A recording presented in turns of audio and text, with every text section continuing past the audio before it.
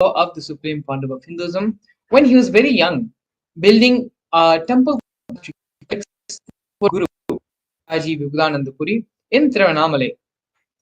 This building, this complex, was built by the Supreme Pontiff of Hinduism himself, the guidance and with the guidance of his gurus.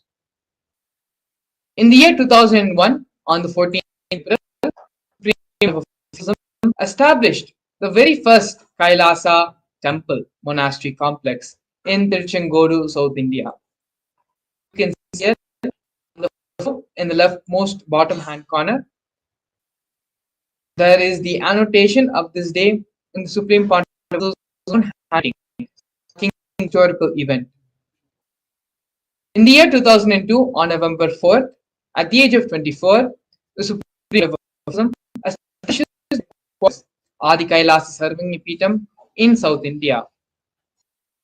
By the age of 26, in the year 2009, the Supreme Pontiff starts conducting the Mass Living Enlightenment Initiation Conventions, taking people through powerful cleansing processes.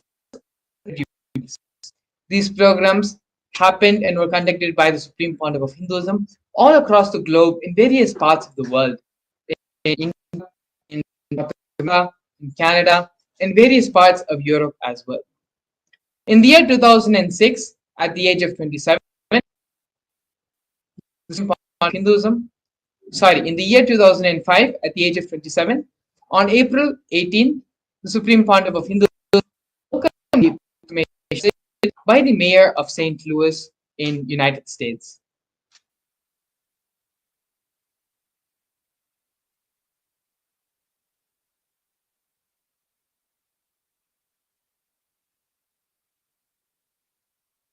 Here we can see glimpses of the Supreme Pontiff of Hinduism conducting the Mass Living Enlightenment Conventions throughout the globe in various parts of the world.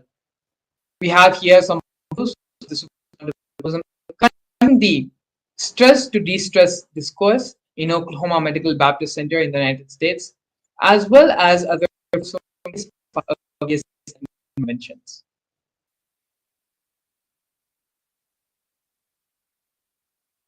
On the 15th, the 8th of September, the Nasik Kumbh Mela, the Supreme Pontiff of Hinduism initiated thousands of people into mass living enlightenment. The Supreme Pontiff of Hinduism in the Ujjain Kumbh Mela initiated thousands and thousands more into the mass living enlightenment.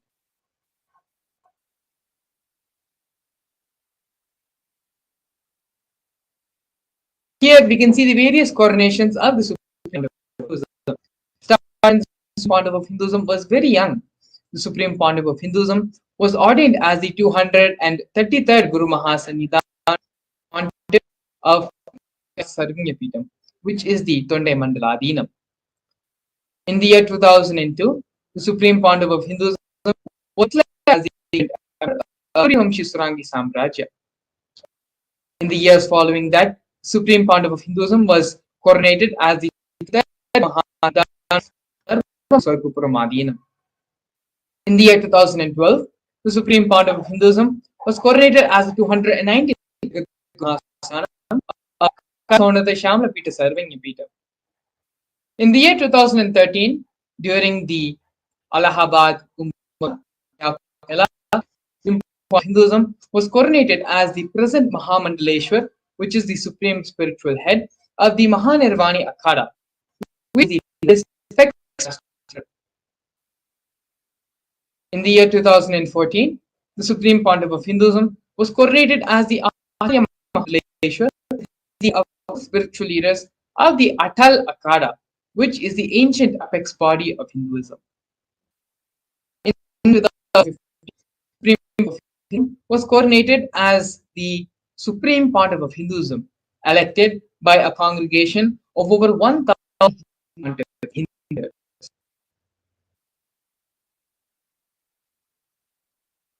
Here we are now looking at the sovereign state of Kailasa. Kailasa is a cosmic, ancient, Hindu, enlightened civilizational nation whose vision is living enlightenment for all of humanity. Kailasa's mission is to revive and share with today's world the practical applications of the greater sciences, including Hindu cosmic physics, Hindu alchemy, Hindu cosmology, Hindu biology, Hindu mathematics, the manifest sciences as revived by the Supreme Pontiff of Hinduism. These sciences were once practiced freely in over 6 are now facing extinction due to the persecution which is happening over a millennium.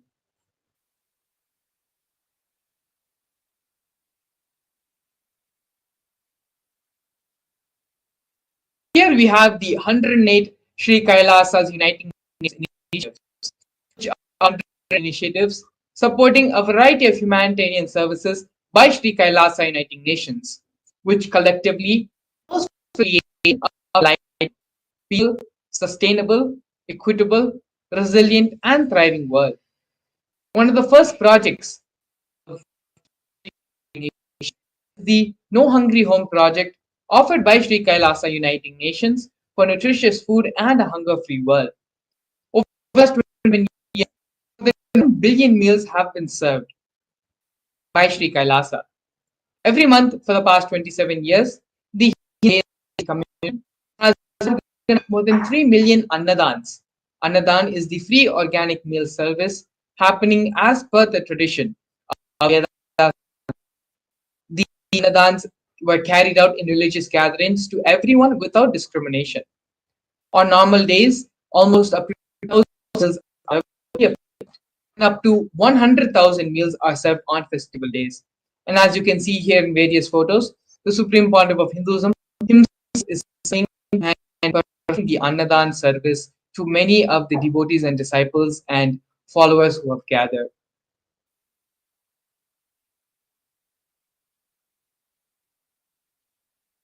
The next initiative we are looking at is Kailasa's protective and preventive COVID care health by Kailasa nations for affordable and holistic healthcare. During the pandemic, a global event which happened, which affected everyone across the globe, the Supreme Pontiff of Hinduism is the only one who offered a safe haven in this time of global crisis. The Supreme Pontiff of Hinduism converted his monastery campuses layer quarantine regardless of any differences in age, gender, caste, creed, color, social food, shelter, internet, and free medical care. All of these basic facilities were provided free or amount of time. Around 30 million citizens followed Kailasa's 28-day spiritual regimen in the year 2000.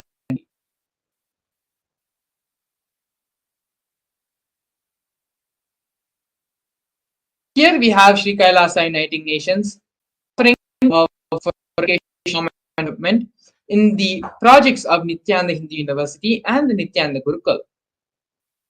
The Nithyananda Hindu University is the Supreme of Hinduism and is the world's largest Hindu university.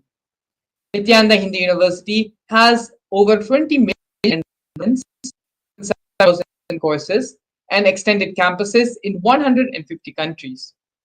The Nithyananda Gurukul, which was inaugurated in December 2006, is the revival of an ancient Shaivite Guru-disciple education system by the Supreme Pontiff of Hinduism. System based on enlightenment.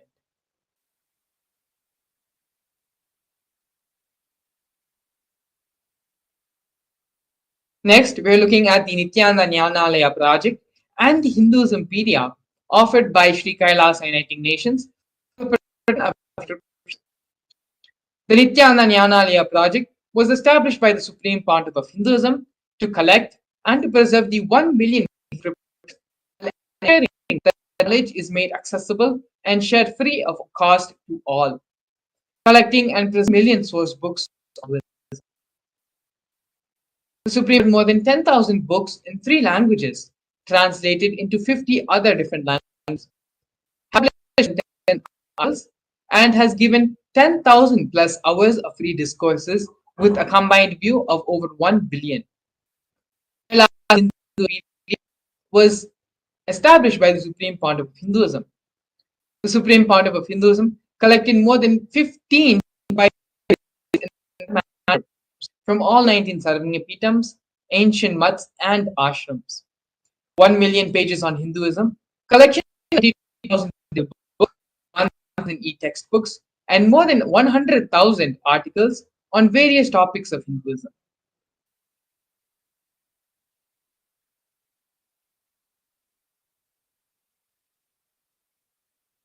Here we have Sri Kailasa Uniting Nations for Global Peace and on the influence for world peace. In the year 2009, the Supreme Pontiff of Hinduism organized a month-long peace walk of 1 kilometers and 1,000 villages to bring together in harmony from all walks of life to promote feeling connected one among people. During the walk, health camps were conducted in villages along its path.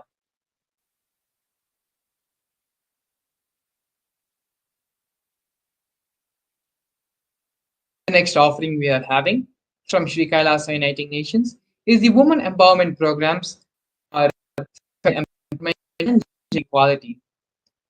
Kailasa's Yogini Sarvanyapitam established the yoga and meditation universities to improve life, emphasis on life solutions through Vedas and Agamas, empowering the indigenous rural women, fighting strong gender stereotypes, gender-based violence, and lack of inclusive and quality learning environments. Some of these initiatives include Kailasa's Academy, which is a financing service, Kailasa's Women Foundation and Women Empowerment Self-Help Centers, launched in 108 places of the world since its initiation in 2009. Kailasa's Ankita program, providing foundational literacy about the working of basic community service and infrastructure environments. Kailasa's program is the educational training programs to rural and indigenous women to provide equal opportunities and access to independent self-sufficient.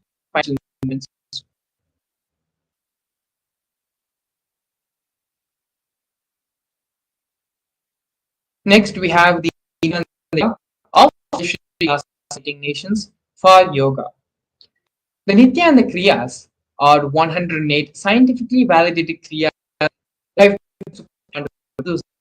specifically targeting 108 major diseases and disorders such as diabetes, arthritis, and more. The Supreme Pontiff of Hinduism is also revived the ancient pole yoga, the Shivastamba yoga, and yoga, in which yogic asanas, postures, and weight balancing techniques are performed to create the yogic physiology aligned with that has superconscious powers.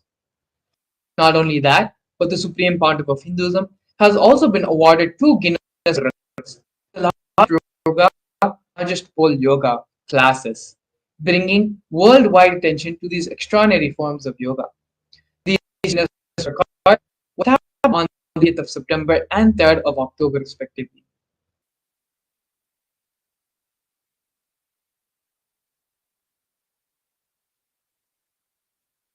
Here now, we're looking at one of the most historic moments in the history of Sri Kailasa, which is the establishment of Kailasa in the United Nations.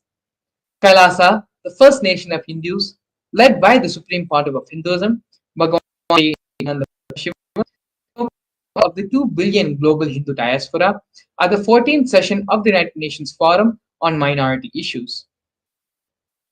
An significant milestone of Hindus and the sovereign state of Sri Kailasa happened on the 2nd of December 2021. His Excellency Nityananda, extraordinary and plenipotentiary of Kailasa,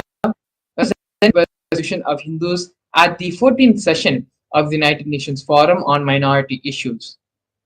The theme of the forum is rights of minorities. This was the first time the plight of persecuted Hindu minorities was represented in a nation. The systematic generational attacks on Hindu indigenous traditions were highlighted in this meeting.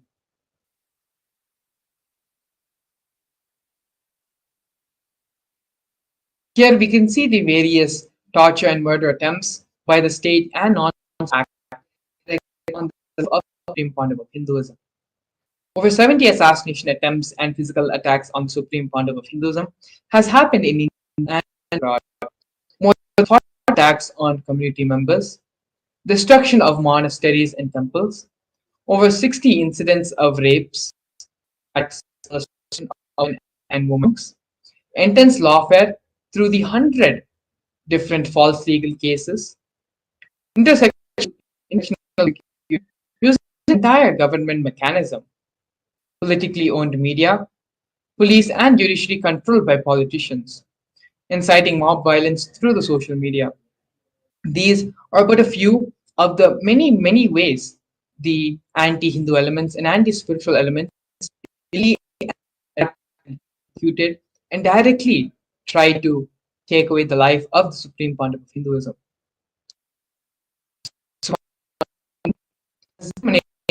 Will persistence and resolution in creating and reviving the Hindu tradition, the illegal attacks and false persecution happening on the Supreme Pandav of Hinduism, establish the nation for Hindus, the only nation for Hindus, to revive, protect, and maintain this tradition, as well as to give the superconscious breakthrough to the whole world.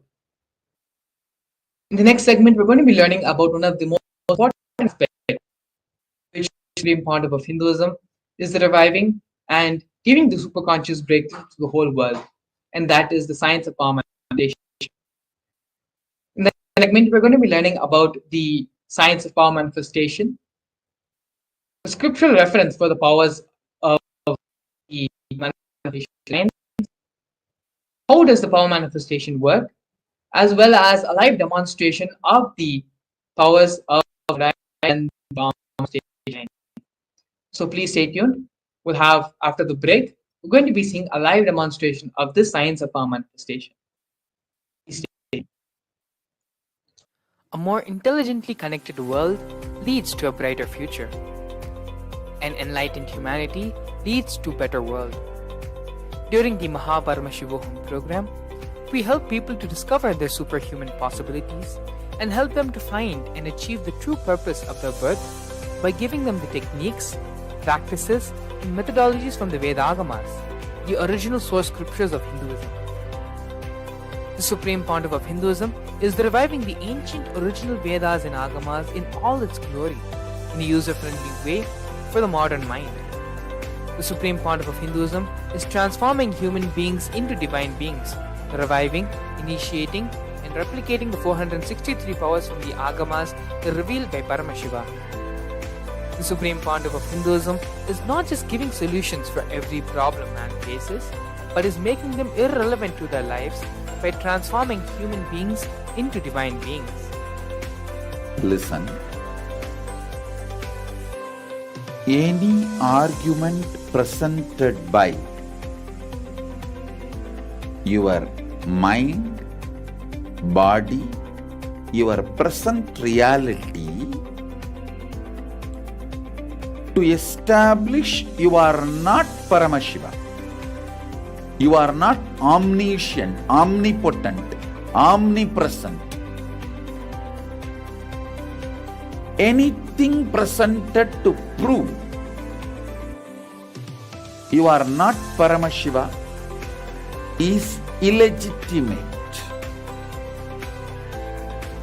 Decide this. This is super determinism. Understand? Anything you declare as illegitimate will lose power over you, will die in few days, few minutes, maybe in few weeks, whatever few days it takes. It will not have power over you. Understand? This is the method for sudden enlightenment. This is the method for sudden enlightenment. It happens by the Shaktipada. Here Paramashiva is sitting to tell you all, you are Paramashiva, you are me, with Shaktipada and Shaktinipada.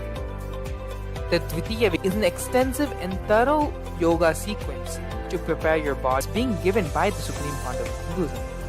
Through the yoga, which is aligned as per the source scriptures laid down by Paramashiva and the Agamas, you break all the impossibility in your body and in turn break the very cognition of impossibility. The program leads you to go beyond your human frame and limiting human ideas, which prevents you from living your highest possibility. I will reach you wherever you are, whichever corner of the world you may be. I will reach you with enlightenment. Again I tell you, I am not here to prove I am God, I am here to prove you are God. Don't wait to become divine. Register now at paramashivoham.org.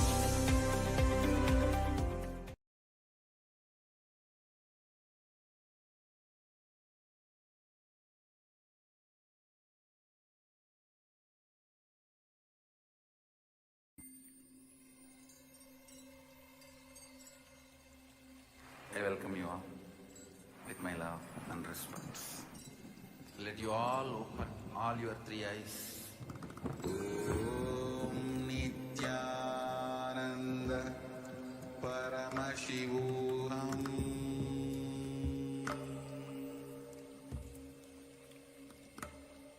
Om Nithyananda Paramashivam.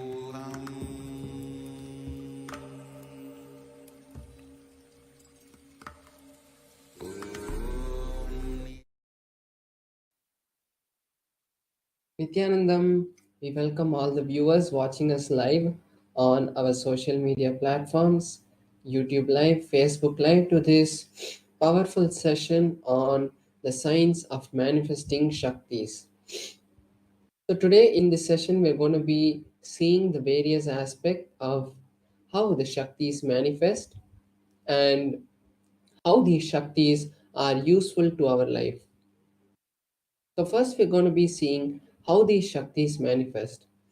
So in the Vedagamas, which are the source scriptures of Hinduism, Paramashiva elaborates in detail about how every human being is hardwired to be able to manifest the 463 plus extraordinary Shaktis of Paramashiva. Manifesting powers are described as a systematic method and science for human beings to explore the various possibilities and powers and have access to the various states of consciousness. Shaktis manifest from the fundamental cognition that you are divine and not that you are going to become divine or you are a man and going to become divine. So now we're going to be seeing the difference between the Shaktis and Siddhis. So the Shaktis are expressed from the space of enlightenment and as a side effect of feeling connection with the divine and the highest integrity with a guru. Shaktis are the source of enlightenment, whereas Siddhis are powers that manifest from the tapas or penance for enlightenment. So when you are on the spiritual path for enlightenment, the powers that manifest is the siddhis, and also the shaktis are of Paramashiva manifest through ordinary human beings in an extraordinary from the avatar. That's the most important point, which is the difference between the shaktis and siddhis. When you are initiated by a guru, by a living incarnation, the extraordinary expressions that start manifesting through you are the shaktis, and shaktis are permanent, whereas the siddhis are not permanent, and they divert you from the path of enlightenment. Now we're going to be seeing the pramanas or the various evidences which time test and foolproof the powers. So we have four methods and four levels through which this there are four ways and four methods through which these powers are manifested, verified. So first is the Shastra Pramana, which is the scriptural references for these powers. Then we have the Apta Pramana, which is the experiments and the experiences which were recorded by our ancient rishis who were the scientists of the inner science and the various masters like Ramakrishna and Ramana Maharishi who have come before us and proved to the world that this science of manifesting Shaktis is possible by every human being. Then we have the Atma Pramana, which is the verified and validated experiences of the Supreme Founder of Hinduism. After he had any of his experiences, he verified with the Vedas and Agmas, which is the Shastra Pramana, and with other masters to see whether his experiences match with the teachings of Paramashiva itself, which is the Vedas and Agamas, and the Apta Pramanas, which are the experiences of the rishis. And then I welcome you all with my love and respect. Let you all open three eyes. Om Nithyananda Paramashivam.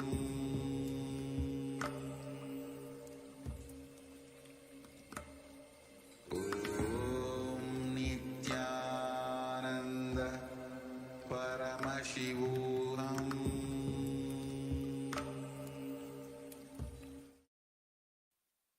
yes, sorry for the technical glitch. Then we have the Pratyaksha Pramana, which are the scientific evidences for the manifesting of these Shaktis. So now we are going to be in few minutes we are going to be seeing the detailed details of each of these pramanas. So before that we are going to be seeing the source from where do these powers manifest, and the answer is Paramashiva. Paramashiva is the primordial divinity in Hinduism, the ultimate reality and cause, which is self-effulgent, Swayam Prakasha, all pervading, unclutching beyond time, space, form, and causality. The fundamental base of Avyakta, the ultimate, and the Vyakta, the manifest existence. And he performs the Panchakritya or the five cosmic acts. So, from that, this whole universe and this whole cosmos that we know is created.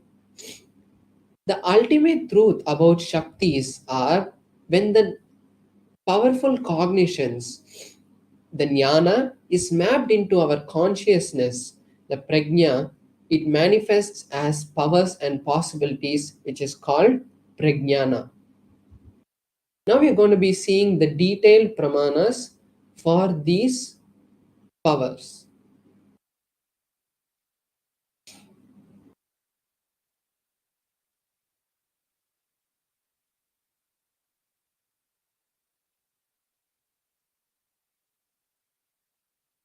So now we're going to be seeing the pramana for the power of third eye, which is from the Vijnana Bhairava Tantra. The Vijnana Bhairava Tantra is a scripture which is directly given by Paramashiva to Paramashiva Shakti, and after that it has been given to various other rishis and come down lineage by lineage from guru to disciple. So in the Vijnana Bhairava Tantra, the verse 34 tells us about the power of the third eye. The verse goes, Kapalantarmanonyasa Tishtanmilita Lochanaha Kramena Manasodadya Muttamam. The translation is, by fixing the mind on the inner space within the crown center and sitting stably without any movement, having the eyes in succession, to the third eye, and stability in the mind and inner space. Through the power of the third eye, one directly sees the ultimate goal, Lakshyam, by having the vision beyond the sight, and that reveals any object or place, attaining the space of oneness with the source, Paramashiva. So we can see here how Paramashiva has given us a detailed instruction of how this power manifests. Now we are going to be seeing the Apta Pramana, which is the experiences of the various rishis, incarnations, and masters who have come in the past. So here we can see a beautiful verse from the Bhagavad Gita, which is from the Mahabharata. And in this verse, Arjuna asked Krishna that Arjuna wanted to see the cosmic form, the Vishwarupa Darshana of Bhagavan Sri Krishna. And at that time, Bhagavan Sri Krishna tells Arjuna, "You cannot see my cosmic form with these physical eyes of yours. Therefore, I grant you the divine vision of the third eye. Behold my cosmic opulence." So then, after this initiation, Arjuna is able to see the cosmic form of Bhagavan Shri Krishna, and then he narrates the whole happening, the whole beautiful darshan that he has in the 11th chapter of the Bhagavad Gita. Inside and outside broke. The first experience is that I was able to see everything around me, above me, the whole.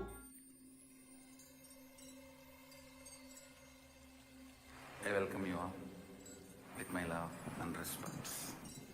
Let you all open all your three eyes. Om Nithyananda Paramashivam.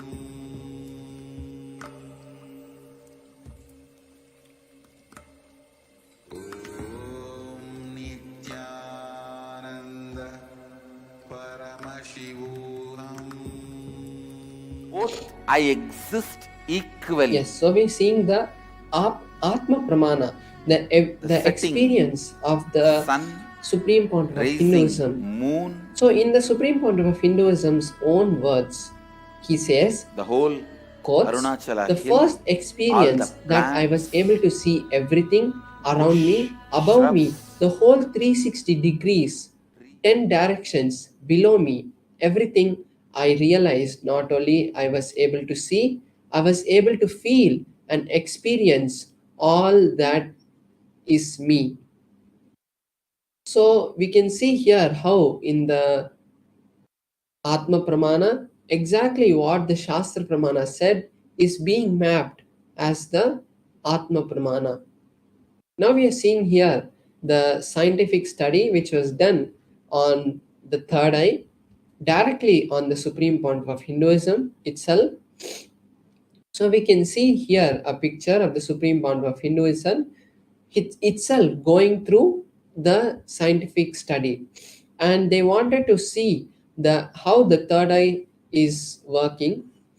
So they had done the positron emission tomography, which is the PET scan on the third eye, on the brain, and they had found that almost 90% of the brain activity had suddenly concentrated in the frontal lobe region, which we call the third eye. So this is the amazing scientific research they were able to find, scientific understanding they were able to find from this, for the power of third eye. Now we're going to be seeing a power which manifests from the space of the third eye, which is the power of consciousness over matter. So first we'll be seeing the Shastra Pramana.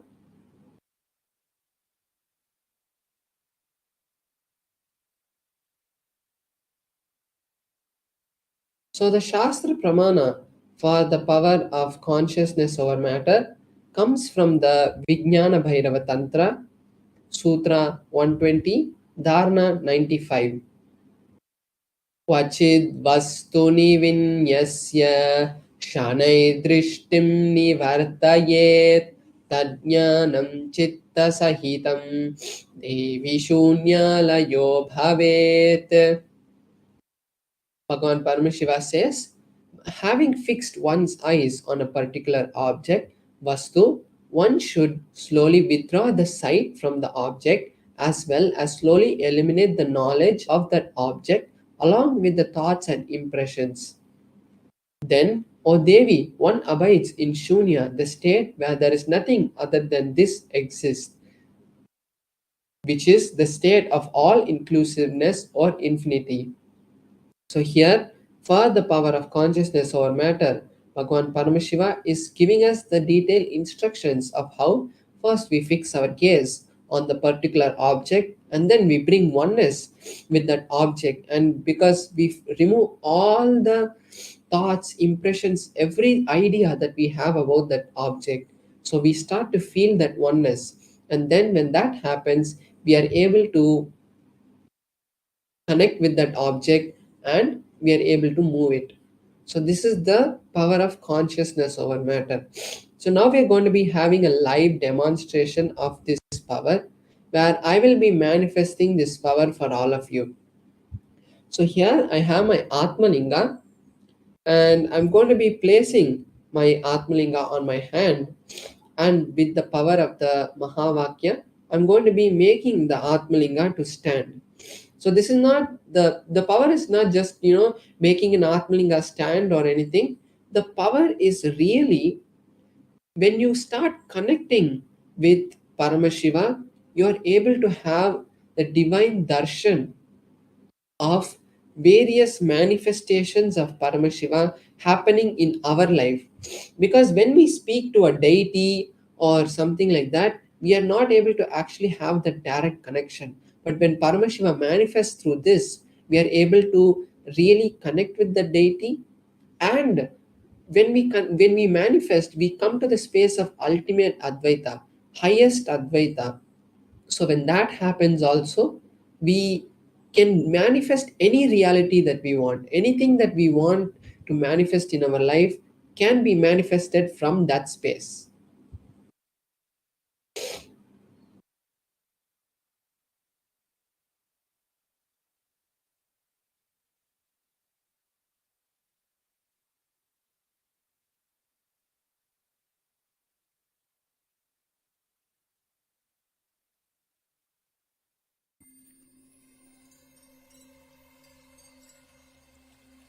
I welcome you all with my love and respect. Let you all open all your three eyes. Om Nithyananda Paramashivam.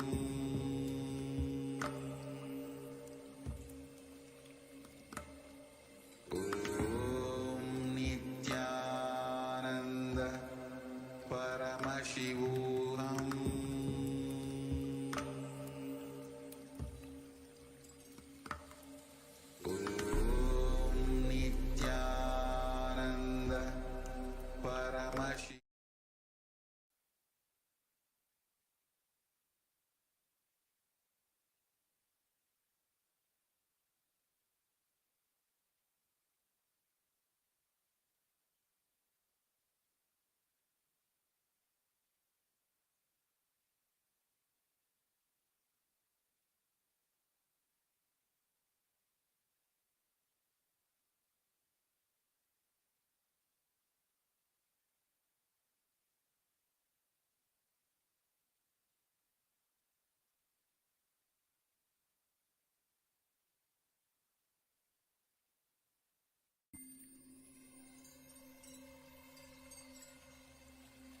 I welcome you all with my love and respect. Let you all open all your three eyes. Om Nithyananda Paramashivam.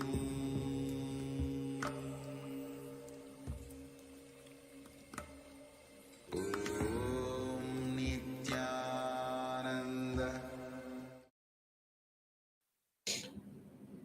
So sorry for the technical glitch. I hope all the viewers are able to hear us now.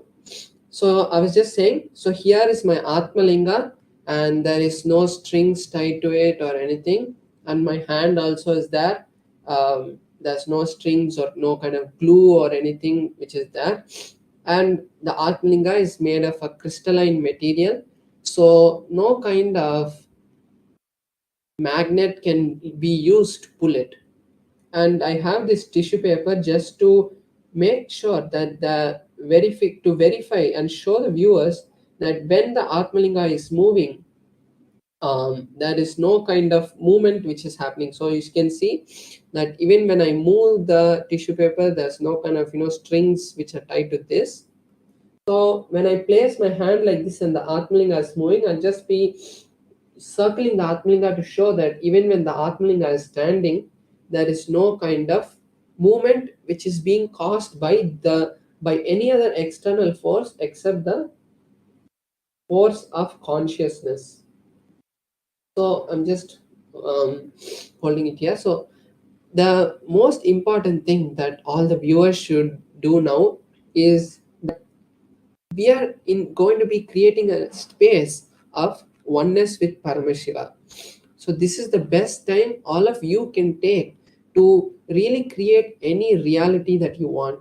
Like if you want health, wealth, or any relationship, or you want ultimately Paramashivoham to manifest, this is the best time you can use to create that reality. And now we can all get into the space, to a meditative space, and let's see the manifestation happening. So I'll be chanting the Mahavakya right now, just placing my Atmalinga firmly. So I'll be just showing you now. I'm circling my Atmalinga, and you can see that there is no movement which is being caused by by this or by anything else. It's just the hand and the Atmalinga is stable. So I'm just placing this here itself so that you can see that there is no other thing. So now I'll be chanting the Mahavakya, and all of you can also join me, and we can manifest the reality that we want. Om Nithyananda Paramashivoham. Om Nithyananda Paramashivoham. Om Nithyananda Paramashivoham.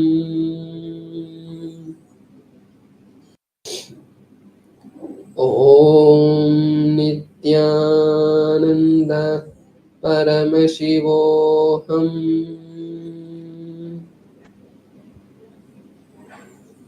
Om Nithyananda Paramashivoham.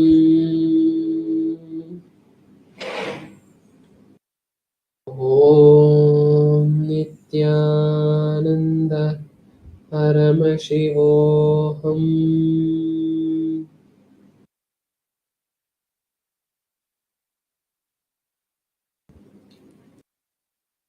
So now I'm just going to circle the Atmalinga to show even when it's standing now, there's no external movement which is being happening.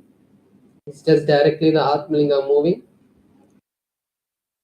Om Nithyananda Paramashivoham.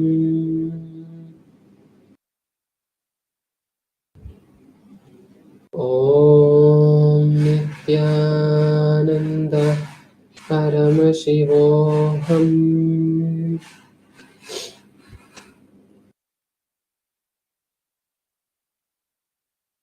Yes, so we had the beautiful power manifest.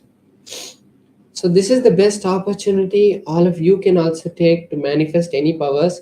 Every day we are going to be having this session for the YouTube and Facebook viewers and satsangis who are watching us every day, and having the beautiful darshan of the various Bhava Samadhis happening every day. So now we are going to be moving where we are going to be learning deeper truths about today's Bhava Samadhi Darshan.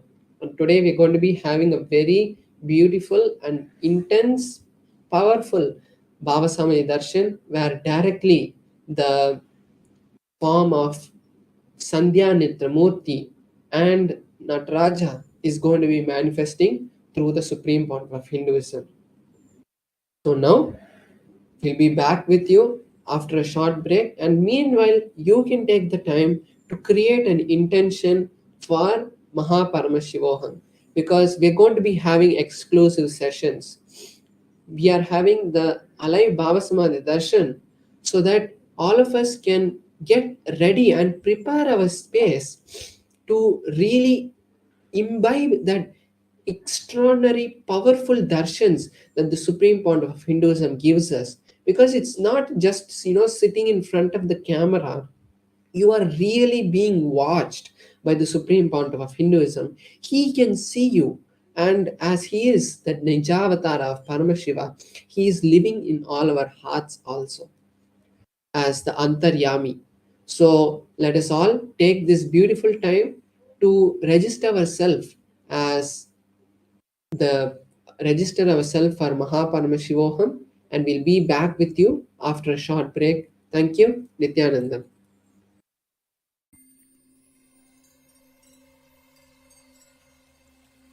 I welcome you all with my love. A more intelligently connected world leads to a brighter future. An enlightened humanity leads to a better world. During the Paramashivam program, we help people to discover their superhuman possibilities and help them to find and achieve the true purpose of their birth by giving them the techniques, practices, and methodologies from the Vedagamas, the original source scriptures of Hinduism. The supreme pontiff of Hinduism is reviving the ancient original Vedas and Agamas in all its glory, in a user-friendly way for the modern mind. The supreme pontiff of Hinduism is transforming human beings into divine beings, reviving, initiating, and replicating the 463 powers from the Agamas revealed by Paramashiva. The supreme pontiff of Hinduism is not just giving solutions for every problem man faces, but is making them irrelevant to their lives by transforming human beings into divine beings. Listen.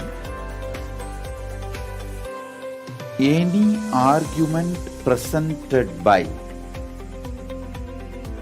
your mind, body, your present reality to establish you are not Paramashiva. You are not omniscient, omnipotent, omnipresent. Anything presented to prove you are not Paramashiva is illegitimate. Decide this. This is super determinism. Understand?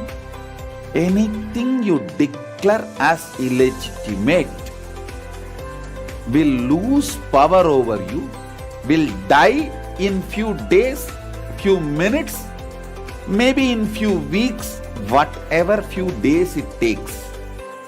It will not have power over you. Understand, this is the method for sudden enlightenment. This is the method for sudden enlightenment. It happens by the Shaktipada. Here Paramashiva is sitting to tell you all, you are Paramashiva, you are me, with Shaktipada and Shaktinipada. The Dvitiya Vijnasa Krama is an extensive and thorough yoga sequence to prepare your body to receive the experience being given by the Supreme Pontiff of Hinduism. Through the yoga, which is aligned as per the source scriptures laid down by Paramashiva and the Agamas, you break all the impossibility in your body and in turn break the very cognition of impossibility. The program leads you to go beyond your human frame and limiting human ideas, which prevents you from living your highest possibility. I will reach you wherever you are, whichever corner of the world you may be. I will reach you with enlightenment. Again I tell you, I am not here to prove I am God, I am here to prove you are God. Don't wait to become divine. Register now at paramashivoham.org.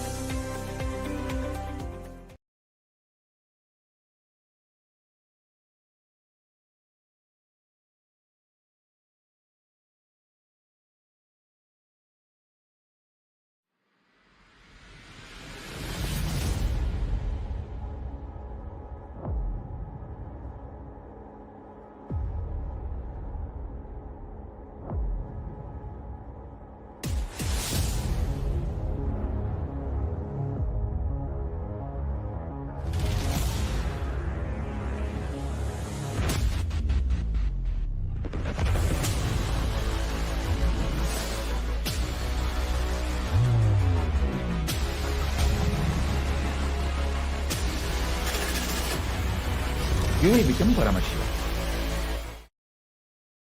Namaskar everyone. Witness beautiful manifestation demonstration by Paramashivam Maharaj, who through the power of consciousness over matter and with the great Paramashivam Maharaj was able to become one, be in the space of oneness with his Atmalinga, of from horizontal position to a vertically standing position without touching it, without doing anything, just with the simple power of and being in this. This is just one of the many. I welcome you all with my love and respect. Let you all open all your three eyes.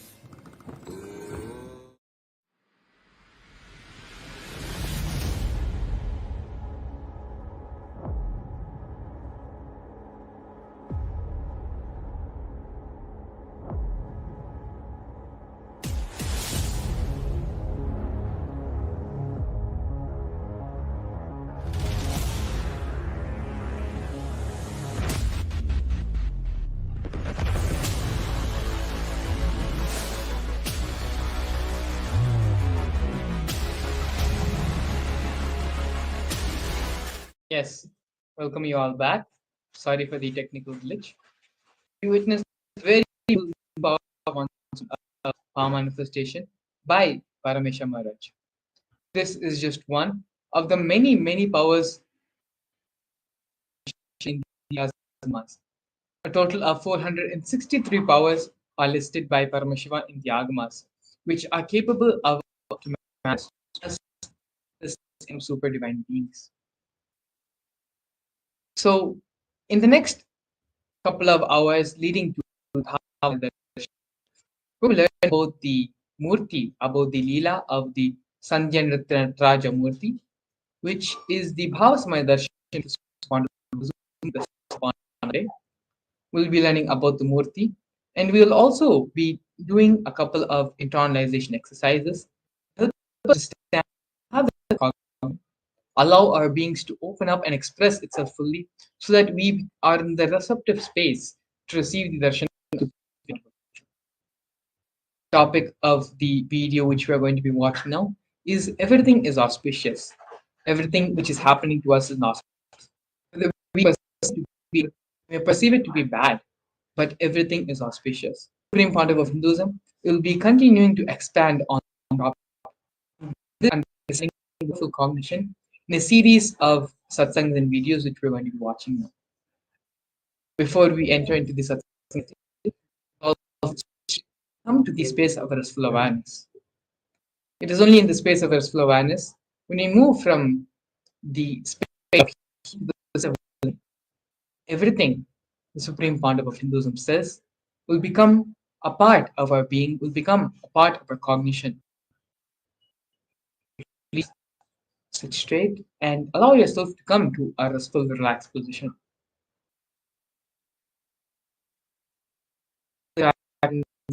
It's anything which is possible of distracting you, keep everything aside and just be and sit with yourself. us now enter into the satsang.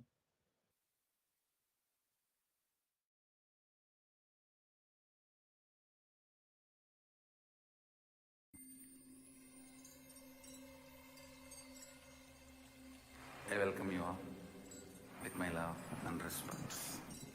Let you all open all your three eyes. Om Nithyananda Paramashivam.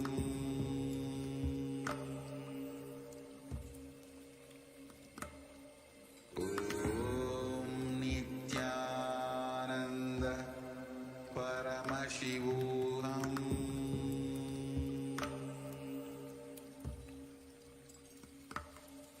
Om Nithyananda Paramashivam.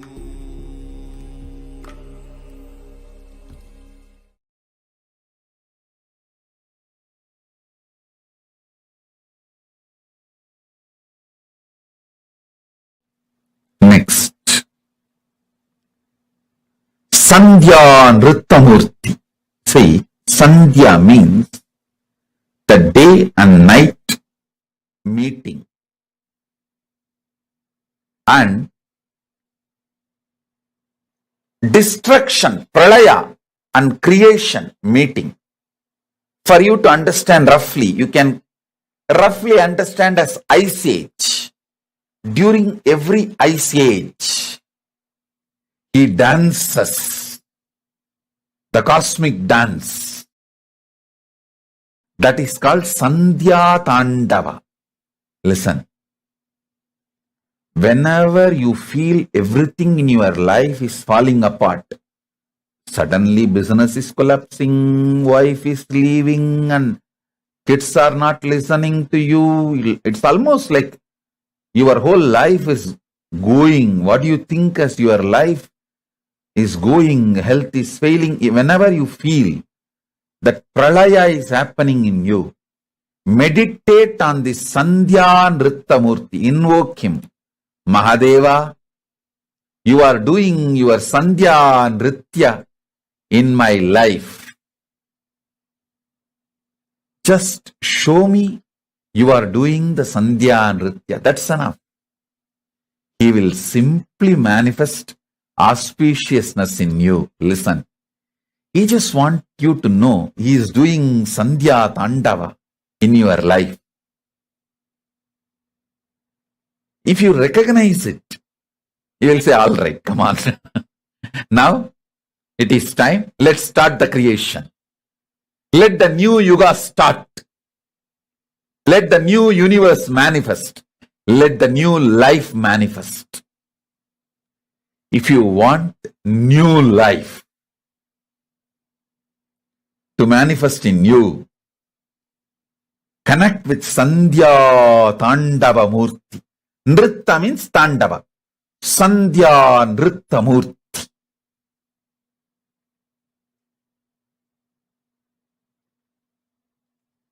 Tandava goes through certain discipline. Nritta is beyond all discipline.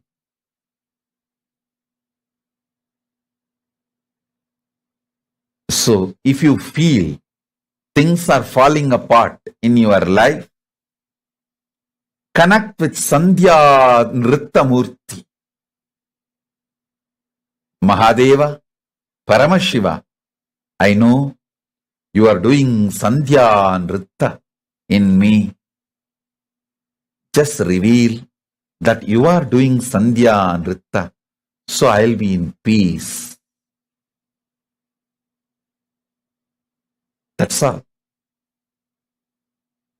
He will feel very shy. Hey, this fellow caught me. Now he knows my Leela. Okay, come on. All right. I'll create the new life for you. Delusion will delude you as long as you have not recognized the delusion is deluding you. The moment you recognize delusion is deluding you, it can no more delude you. Delusion cannot delude you The moment you recognize delusion is deluding. Actually, even this Sandhya Nritta Murthy we have in Seattle Temple. Seattle Temple, we have not only the huge Nataraja, Ananda Nataraja, we have some more dancing forms of Shiva. We have done that 108 dancing forms of Shiva and sent to different temples few deities, few forms. So Seattle has Ananda Tandava as in Chidambaram and Sandhya Nritta Murthy, and even Los Angeles has few more Tandavas of Paramashiva's forms. So connect with this superconscious mutation, Sandhya Nritta Murthy. You will realize nothing is falling apart, everything is falling in place.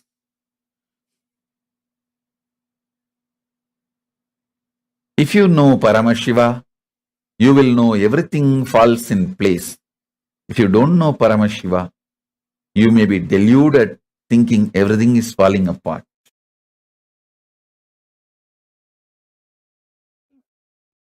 Principle of creation getting created. Listen to that very carefully.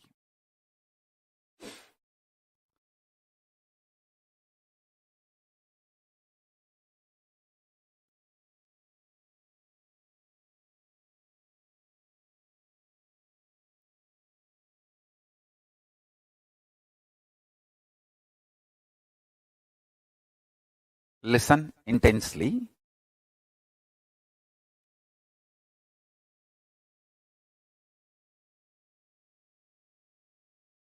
Principle of manifestation getting manifested. Principle of maintenance getting manifested. Principle of rejuvenation getting manifested.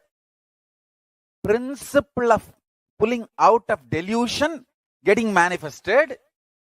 Principle of liberation getting manifested. So, creation of the universe is one level.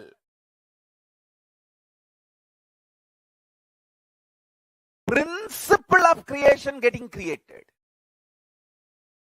Creation energy getting created. So, the permutation combination of all these 5 into 5 is 25. All the 25 happening in you now. Now. Listen. If you meditate on this, you will understand. Some people manifesting in your life is creation. Some people leaving your life is rejuvenation. Some people getting back to your life is pulling out of delusion. Some people are adding bliss, joy to you, and you adding bliss and joy to them is liberation. All this, understand, whether it is people, places, object, health, anything you experience, it is all just the 25 principles manifesting, happening in you. If you are fighting with that happening, you are Jiva. If you are master of that happening, you are Shiva. If you sit now and complete with all these 25 happenings in your life, internally, externally,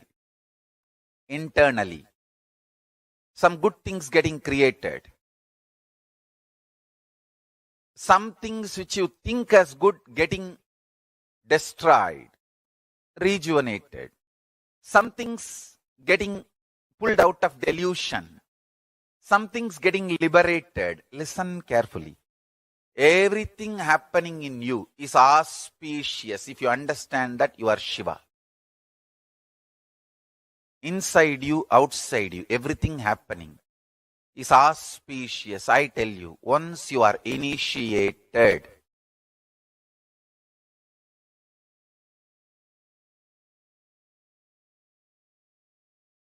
Once you are initiated, once you are my disciple, listen very clearly. Even if you think in your life things are falling apart, they are falling in proper place. Understand?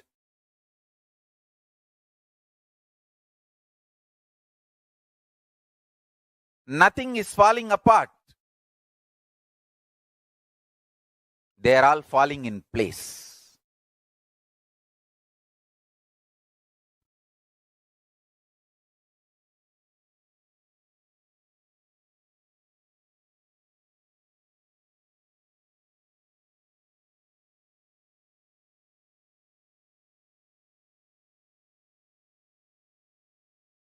Once you are initiated, you are integrated to Guru, Linga, Sangha.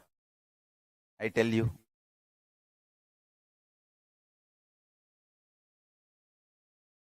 nothing falls apart. You may, even if you think things are falling apart in your life, they all fall in place. Understand that. Nothing falls apart. Everything happening is auspicious. Everything is falling in place for the higher purpose. I tell you. Once you sit with that clarity, you are Shiva. If you are able to come to that clarity in your life, you are master of your life. You are Ishvara. I tell you, whoever is constantly in firefighting mode internally lives as Jiva. Whoever lives in ferocious mode internally lives as Shiva. So be very clear. If you are suddenly having lottery, wealth is getting manifested. If you are losing some money, the destruction of wealth is happening. But that does not mean you are a loser or something is wrong with you. You are Paramashiva. Things are not falling apart. Things are falling in place. Sometimes some wealth loss awakens strong, active, workaholic energy in you, which is, you might have lost few $1,000s, but the energy gets triggered in you, maybe worth of millions of dollars. I have seen this happening. So nothing is wrong, inauspicious. Anybody who soaks into this powerful cognition, whatever is happening is auspicious. First of all, that powerful cognition fellow, you will not have violence inside. And you will not be doing anything wrong. You will be living as Paramashiva. When somebody tries to attack you, they only create karma. It's not that you have some karma, because of that they are coming near. No, they create karma for themselves. You live in a pure Paramashiva space. You are integrated to your Guru. The powerful cognitions they manifest. It may be very simple word, but it will just open your Kundalini and make it into reality. Now, I am telling you about the most sacred secret of death. 5 into 5 means creation, sustenance, rejuvenation, pulling out of delusion, liberation. This 5 into 5, these 25 principles is happening now in you. Take this as powerful cognition. And everything happening inside you, outside you is auspiciousness. This powerful cognition will make you intelligent, strategic, brilliant, powerful. It will not make you lazy, tired, bored, powerless. No, understand that. It will bring so much healing and energy, especially when you are my disciple. When you are initiated by me, integrated to me, understand? It just manifests in you. Like if you are initiated and you have not abused me and you are not interested in abusing me, if you are clear about that, that's all. You are integrated to me. You are my disciple. Understand? If you are my initiated disciple and integrated to me, listen very carefully. This word may look very simple, but meditate on it. It will just open Paramashiva in you. Everything is auspicious. Whatever you think, good, bad, right, wrong, everything is just these 25 activities happening. Some thoughts getting manifested, some thoughts getting sustained, some thoughts getting distracted. Something's coming in your life as manifesting, something's getting maintained, something's getting distracted, something's getting pulled out of delusion, something's getting liberated. Understand this. This 25 will go on in you forever. You can be in firefighting mode as a jiva, means deluded individual. Or you can be in ferocious mood as Paramashiva, individual.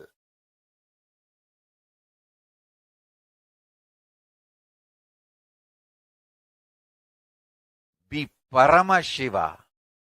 With the clarity, everything happening is auspiciousness.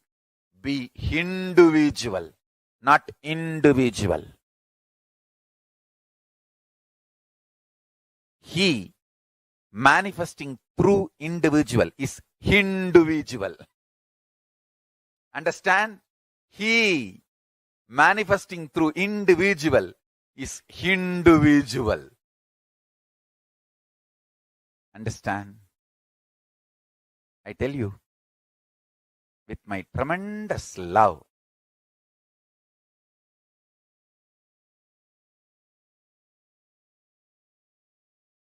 just meditate, internalize this powerful cognition. Everything happening is auspicious and Paramashiva is within me doing all these 25.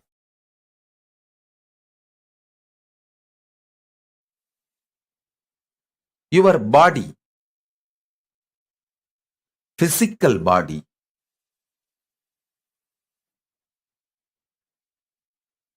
carries the consciousness. I use new word called Divya Sarira. Consciousness wearing this body is Divya Sarira. That consciousness getting more and more empowered. When the consciousness gets empowered, you don't feel suffocated by physical body and its limitations. Listen.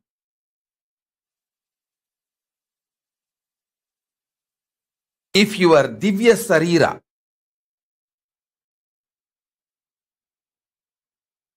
the consciousness which is holding your body, if that is empowered, you don't feel suffocated, limited, reduced by your body. Please listen.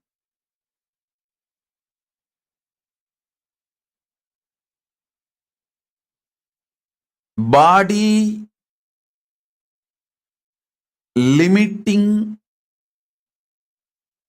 your possibility makes you feel suffocated.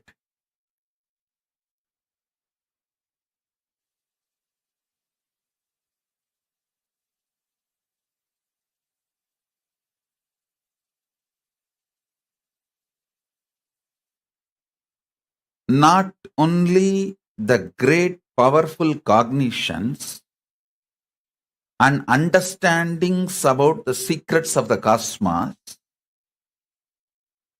all spiritual practices are focused with the purpose of empowering your Divya Sarira. Listen.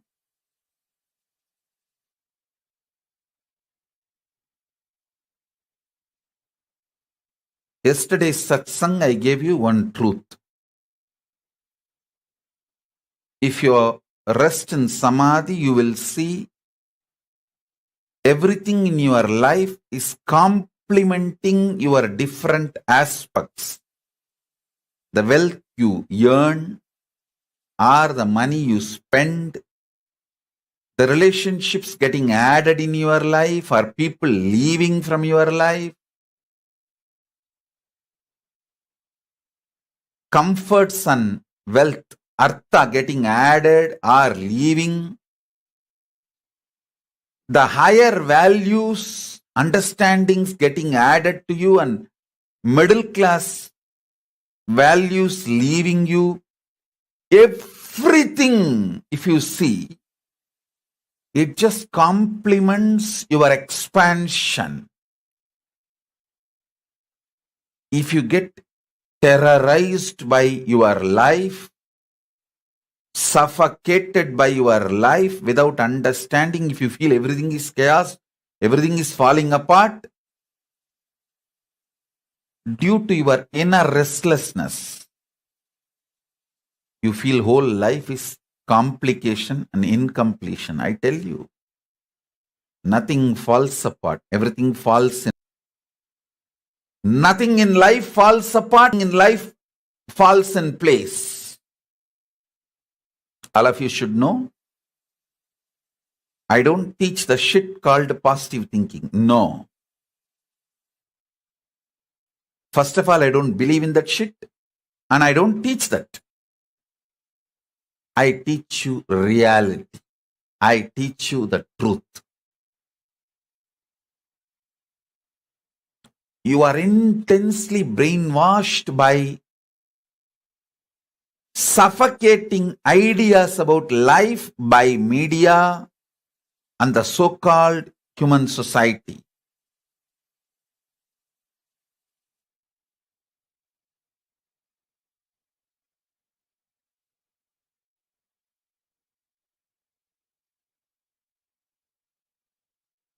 Whenever I sit in Samadhi and watch, I see clearly everything is so auspicious. Not only I see it, when I see life as auspicious, my Divya Sarira gets so empowered. It just manifests powers and miracles. Every time when I reveal the higher truths, it empowers your inner space. It empowers your very being. Empowering your Divya Sarira is the job I do day in and day out.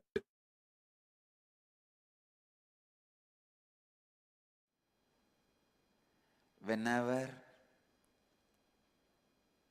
you look at any destruction as a reminder of your inauthenticity and irresponsibility, it is no more a destruction in your life. You learned how to make anything negative into positive to strengthen your life.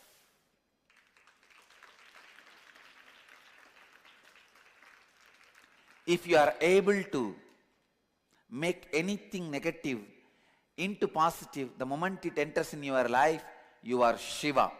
Causeless auspiciousness. Listen. Intense integrity brings you the space of positivity, because if you are integrated constantly, you will be looking at the words you utter to you and to others. You will weed out all the negative prophecies negative commitments you are giving to you and to others. This will leave you with the prasada of positively positive space, real positive space, and authenticity gives you the prasada of space of possibility. Just a space of possibility. When Rudra comes, face him with integrity and authenticity, he becomes Shiva. Rudra becomes Shiva, causeless auspiciousness. He becomes the space of rejuvenation, not just destruction. When he becomes the space of rejuvenation, he is no more destruction. The word does not suit him.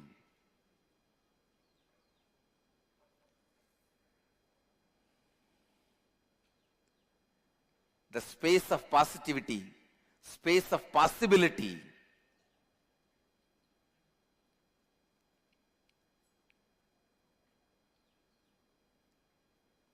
makes Shiva happen in you. Shiva happen in you. Shiva happen in you. Whenever you see any destruction happening in your life, with the view that it is happening only to expand you, you are in the state of Shiva, Rudra. Rudra becomes Shiva.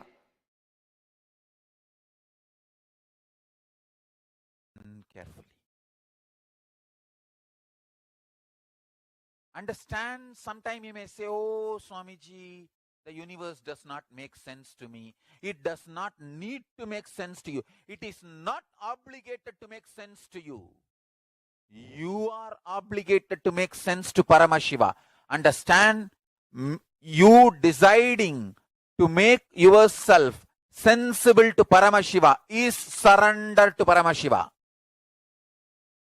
I decided I will make myself sensible to Paramashiva. I will not bother whether Paramashiva makes sense to me or not. That is surrender. Paramashiva is no way bound to make sense to me. Universe is not obligated to make sense to me. I am only obligated to make sense to universe. I am obligated to make sense to Paramashiva. My behavior, my lifestyle, my thought currents, me, I am supposed to make myself sensible to Paramashiva. Paramashiva is no way obligated to make himself sensible to me. When I decided this, Paramashiva started manifesting in me. Make this decision on this auspicious Deepavali day. Understand, this is I am revealing the most internal, deepest sacred secret. Decide. Life, Paramashiva, universe, Jiva, Ishvara, Jagat. The Jiva means the individual existence, soul, Atma of me. Ishvara means the cosmic soul. Jagat is cosmos. These three put together is Paramashiva. All this is not at all obligated to make sense to me. I am only obligated to make sense to Paramashiva. That is surrender. When I decided that, suddenly I saw everything started making sense to me and he started manifesting through me. I became insider. Understand? As long as you think world, universe should make sense to you, you will be an outsider. When you decide, universe is no way, Paramashiva is no way obligated to make sense to you. You are only obligated to make sense to Paramashiva. You become insider. Paramashiva starts revealing all the truths to you, and he makes so much sense to you. Understand? When Paramashiva starts making sense to you, you feel just with life. Wow! Life is dharmic. Nothing is negative in the universe. Everything is auspicious. Shiva. Shiva means in Sanskrit costless auspiciousness. And you'll be surprised to know some more details. In Sanskrit, the word for destruction, literally if you translate, it is not destruction. It is, the word means samhara. That is the word we use. That word means rejuvenation, creating place for new things happening.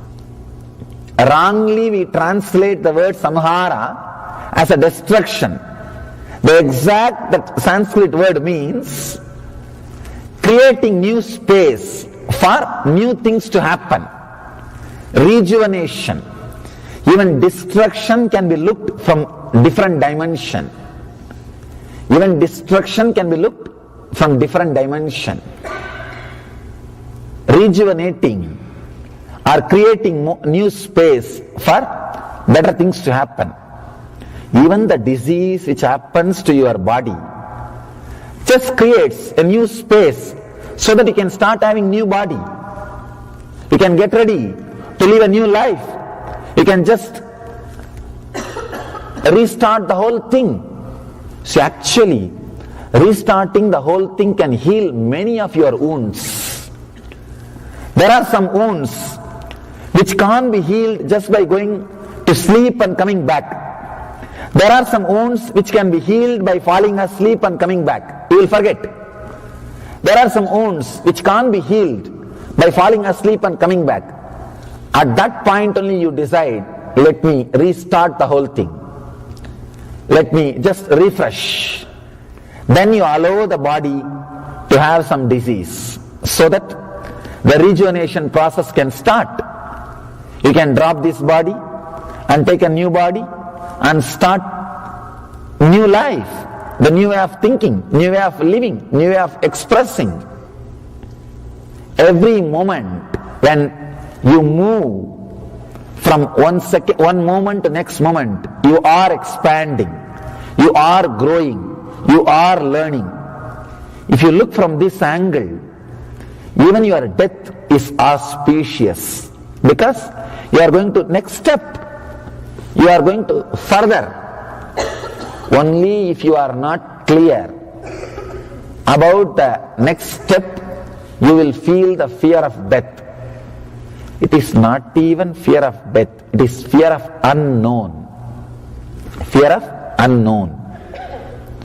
Present moment is the possibility of rejuvenation. If you are in the present moment, you will experience overflowing energy in the body. You will feel whatever is happening is auspicious. If you are caught with Brahma or Vishnu, you will not feel whatever is happening is auspicious. If you are caught in Shiva, if you are centered in the center, present moment, where future is disappearing into present and becoming past. If you are in the present moment, in this moment, you will become like Shiva, who is rejuvenator, who is constantly creating space for new things to happen. You will be fearless the moment you are fearless about the things happening. You will feel everything happening around you is costless auspiciousness. As long as you are caught in future, you will feel insecure, fear. If you are caught in the past, you will feel things are inauspicious. Life is dull, dead. If you are in the present, one more thing, if you are in the present, you will see very clearly The future which is coming in inside you and becoming past leaves so much energy in you. Every moment you are just overflowing with energy. If you are caught by future, you are in fantasies, means castles in the air, no energy. If you are caught in the past, you are just a stone, a rock which can't be moved, dead, no energy. If you are caught in the future, air. If you are caught in the past, dead rock. If you are caught in the present, if you are centered in the present, you will be a flowing river, water. You will be just a flowing river. You will be just a flowing energy. Whoever is in the present moment, just swallowing the future and making it as a past consciously, will be overflowing, bubbling with energy. The Mahadeva, Shiva, who represents the rejuvenation process, are creating space for new things to happen. He is causeless, auspicious. If you are centered in the present moment, you will be beyond fear. Your Kundalini will be awakened. You will be radiating the causeless auspiciousness. The person who achieved that state, who is centered in the present, only he is worshipped.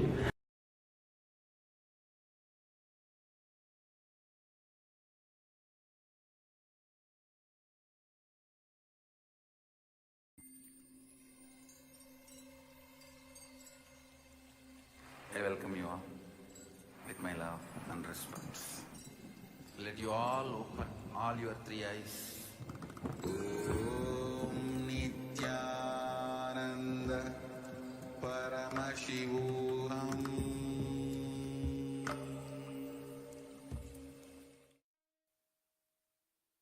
Yes.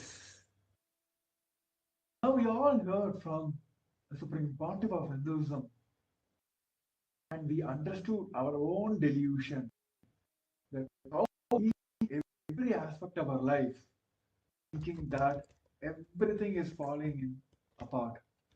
The actual truth is everything is falling in place and everything is happening for auspiciousness. So these the incidents which makes me believe that my whole life is failing. I'm getting into this pralaya. All the space we lived till now, the illusionary space we cherished, these are sitting inside us and not letting us manifest our reality and not allowing us to enjoy the life as the whole lila is happening. So now let us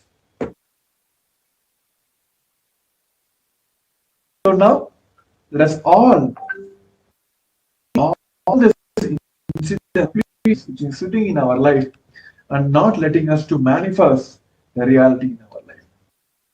So our request all join us on social media platforms, YouTube Live, Facebook Live.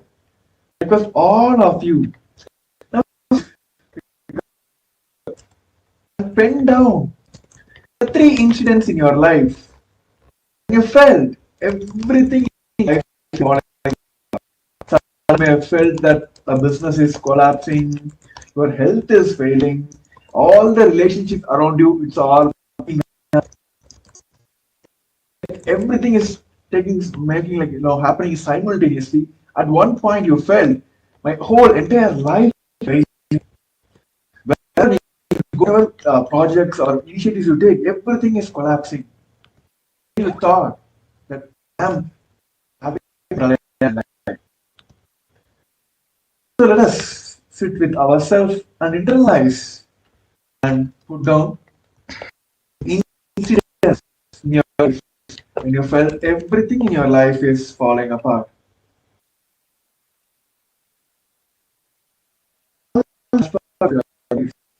Or falling apart.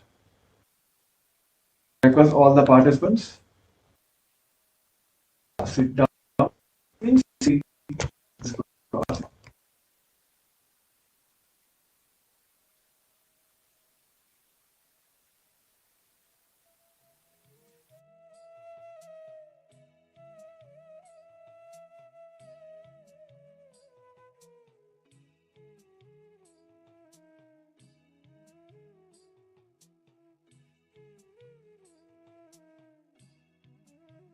கேரியல ஒரு பிரச்சனையா இருக்கு இந்த ஜூமா.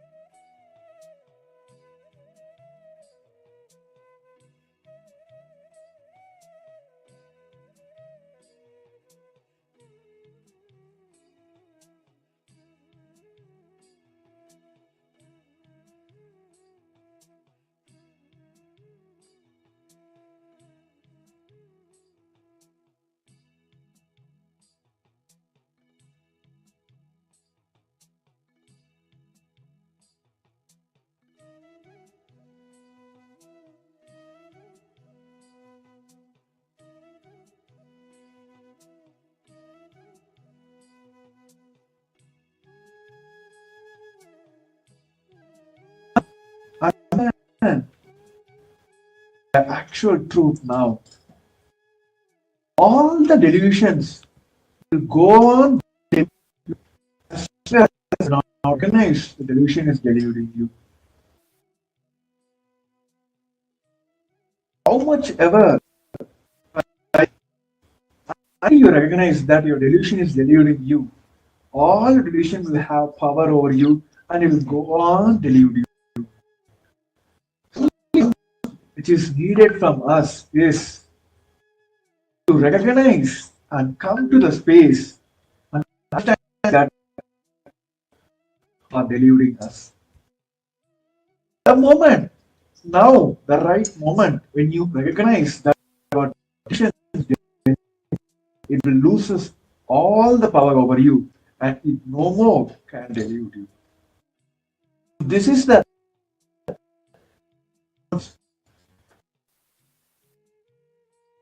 to consciously decide and recognize that all our decisions are being. The moment you come to this conclusion and understanding, all the delusions, perceptions, powerless cognitions, all you have, which is literally spoiling your life, making you to fit in everything else, making you believe that your life is falling apart, will just loses power over you, and you will do every time that your life is auspicious. So let us make this strong decision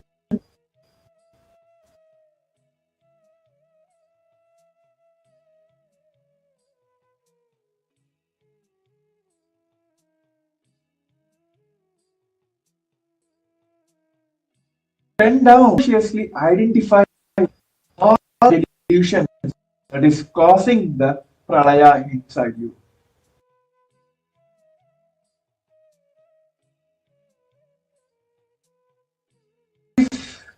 We come to this understanding that all this only because of my delusions,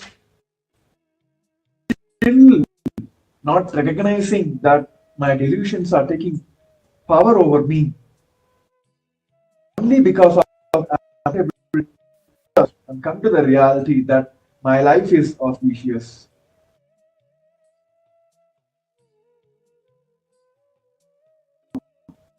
All sincerely do this process now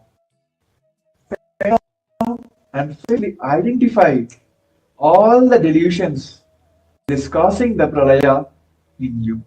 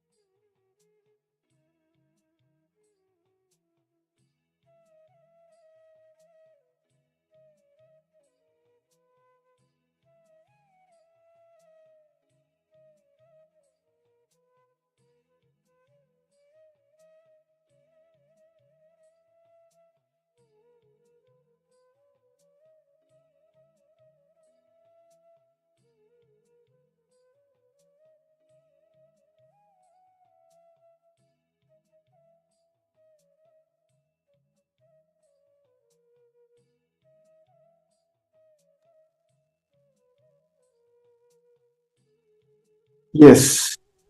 Now we have identified and written all the delusion that is causing the pralaya in our life. Now let us decide that whenever you feel that the pralaya is happening in your life, just meditate on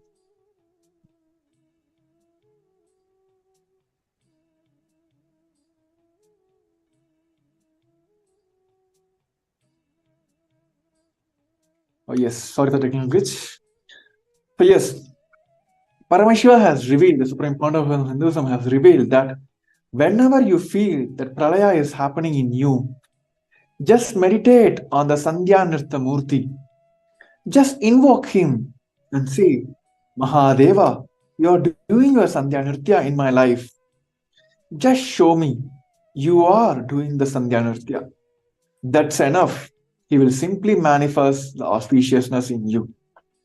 This one powerful cognition that just meditate on him, the Sandhya Nritta Murthy, and allow him and tell him that, yes, Mahadeva, you are doing this cosmic Leela in my life. Just show me that. Surrender everything to him. Just meditate on him. He will just bring auspiciousness inside you. This powerful cognition, this one powerful cognition can bring tremendous changes in our life. And you literally feel everything, each and every moment, whatever is happening in your life, you will just feel everything is happening for auspiciousness. So yes, with this, we'll be coming to the end of this segment.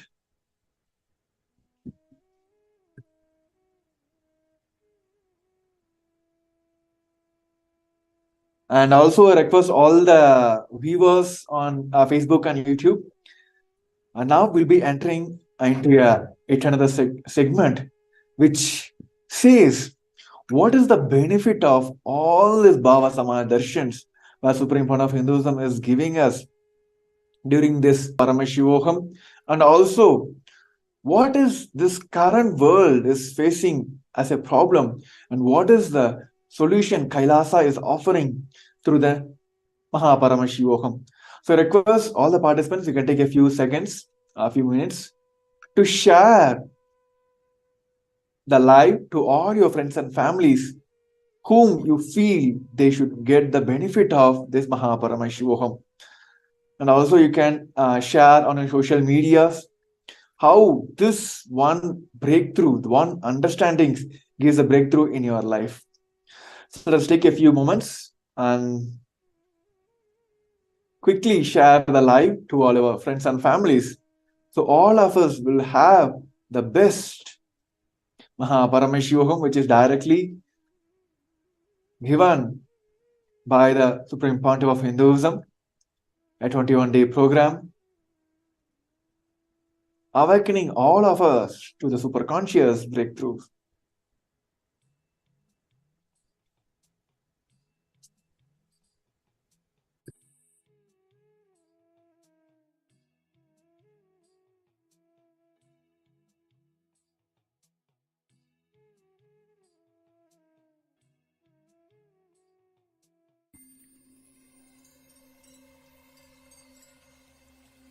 I welcome you all with my love and respect.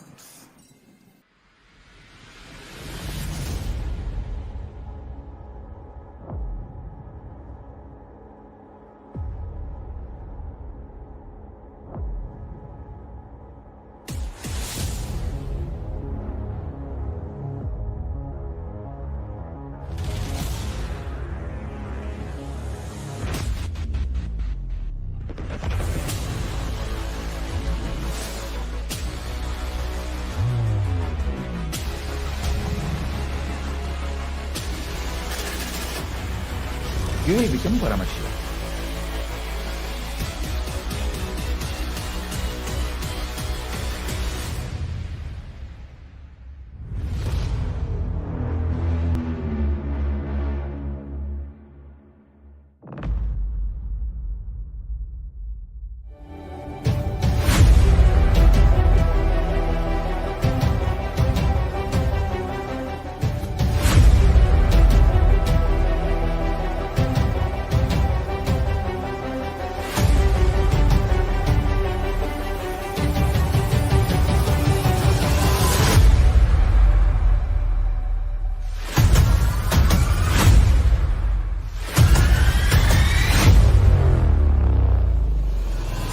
whatever I shared till now, condensing the whole thing and reviving it as experience, starting from completion, unclutching, power manifestation, the states of consciousness, and the planes, multiple planes, everything.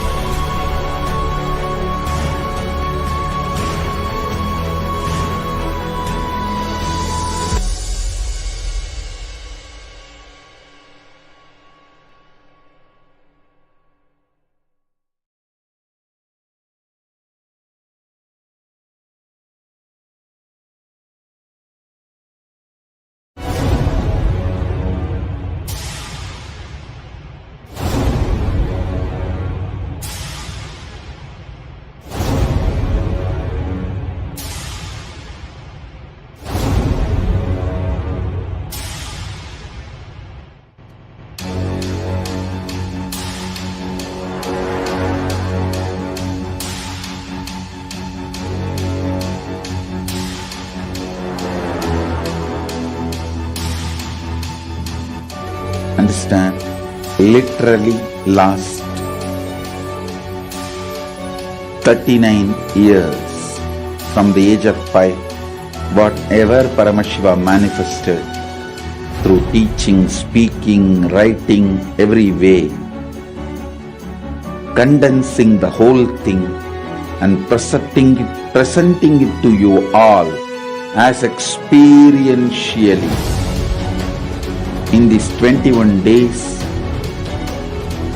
through this Jnana Charya, Jnana Kriya, Jnana Yoga, Jnana Jnana is Mahaparamashivoham. Lifestyle for just Paramashiva.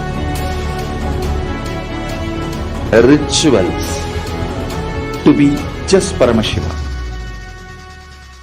Yoga for just being Paramashiva. Jnana, just Paramashiva. This Mahaparamashivoham is like literally the ultimate journey in a most safest way.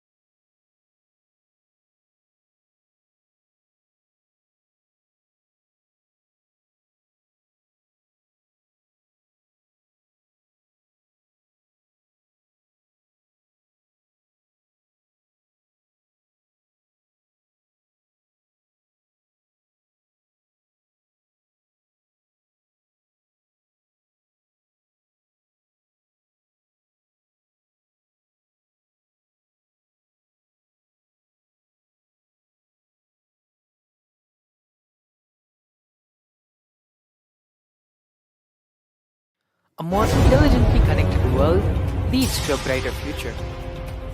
An enlightened humanity leads to a better world.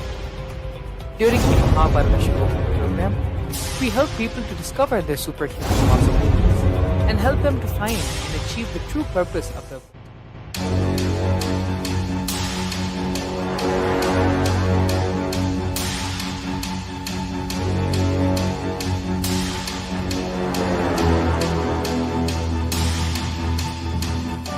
Understand?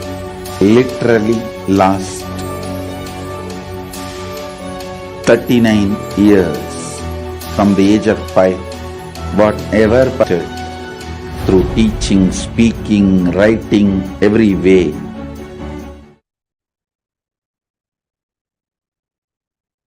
So in this today's segment, we have seen how Paramashiva is one of the wonderful truths about how we can perceive life as auspicious. Just having this one powerful cognition, how we can get rid of all world leads to a bright future. An enlightened humanity leads to a better world.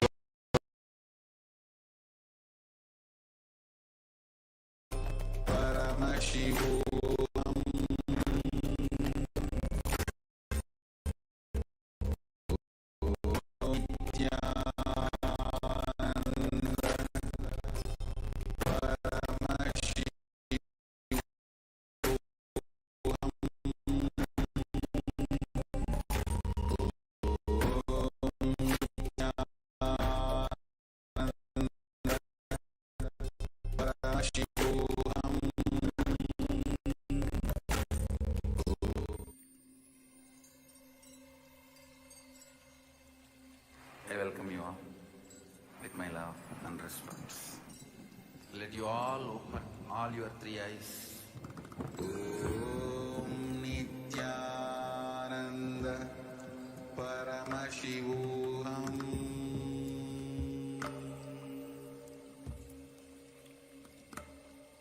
Om Nithyananda Paramashivam.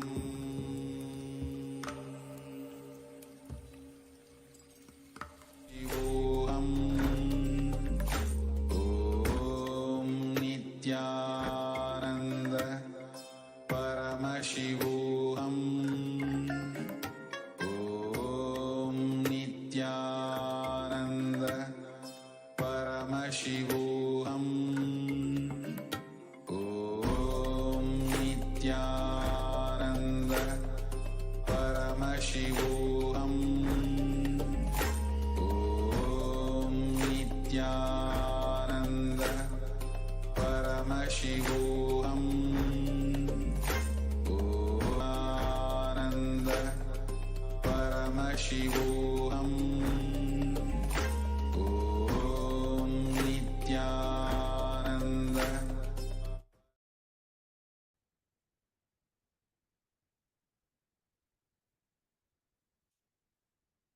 yes, everyone.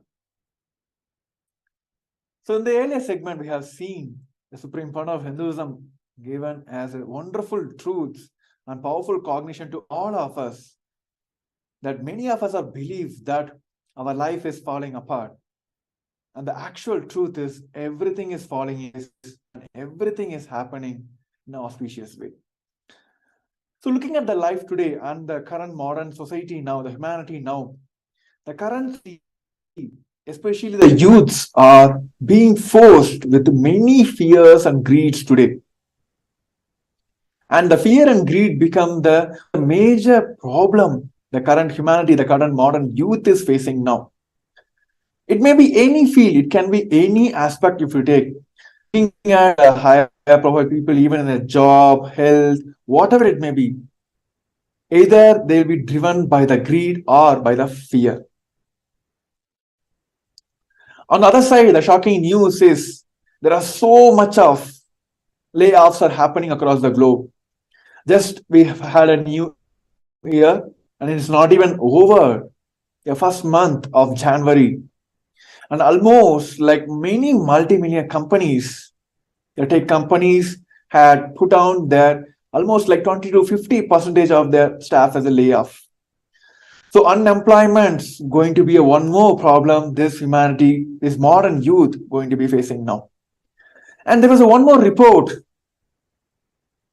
from the article which also says around 75, more than 75% of the people feels either they are too much qualified for their job, and all the people are, of course, they are not satisfied and they are not happy with the job they are doing now.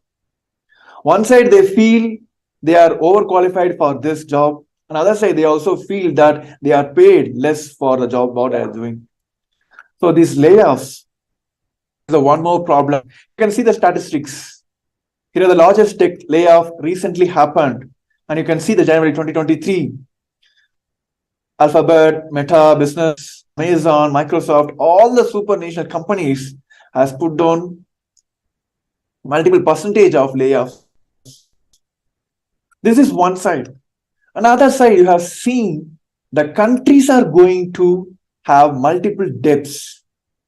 Yes, today there are so much of climatic issues are happening. So much of poverty is being still untackling one across the globe. Many of them are facing multiple issues. But as a country, as a nation, many nations are facing these debts. So what is the solution now? What is Kailasa offering here through this Paramashivam as a solution? The Supreme Point of Hinduism has explored and given the multiple signs just by having these fundamental energies. If you go in much deeper into the physics, have multiple levels of energies. One is the electromagnetic energy, the gravitational energy, nuclear energy, all that.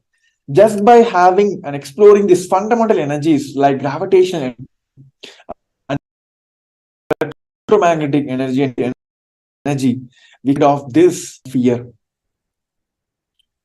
A common man today in this world is always been having this one thing as their day-to-day problem in their life. So today we're going to see about how this Kailasa's Paramashivam, which is directly connected by the Supreme Point of Hinduism, going to be a solution for all of us. Here in this program, the 21-day programs, the Supreme Point of Hinduism is giving us the multiple breakthrough sessions where each one of us will be given the initiation and the powerful cognitions where we can just, by simple kriyas and yogas, we can just get rid of this fear and greed. Because the modern day youths are the hope for the entire humanity. Right? And also I have with me Sri Nithyananda Maharaj. Also will be joining with me today or sharing more about how this Kailasa's Paramashivam is a groundbreaking event which the Kailasa is offering to the humanity. So those who like know more about the Paramashivam while you're listening to this episode, you can just head over to paramashivam.org and you can explore more on the website as well.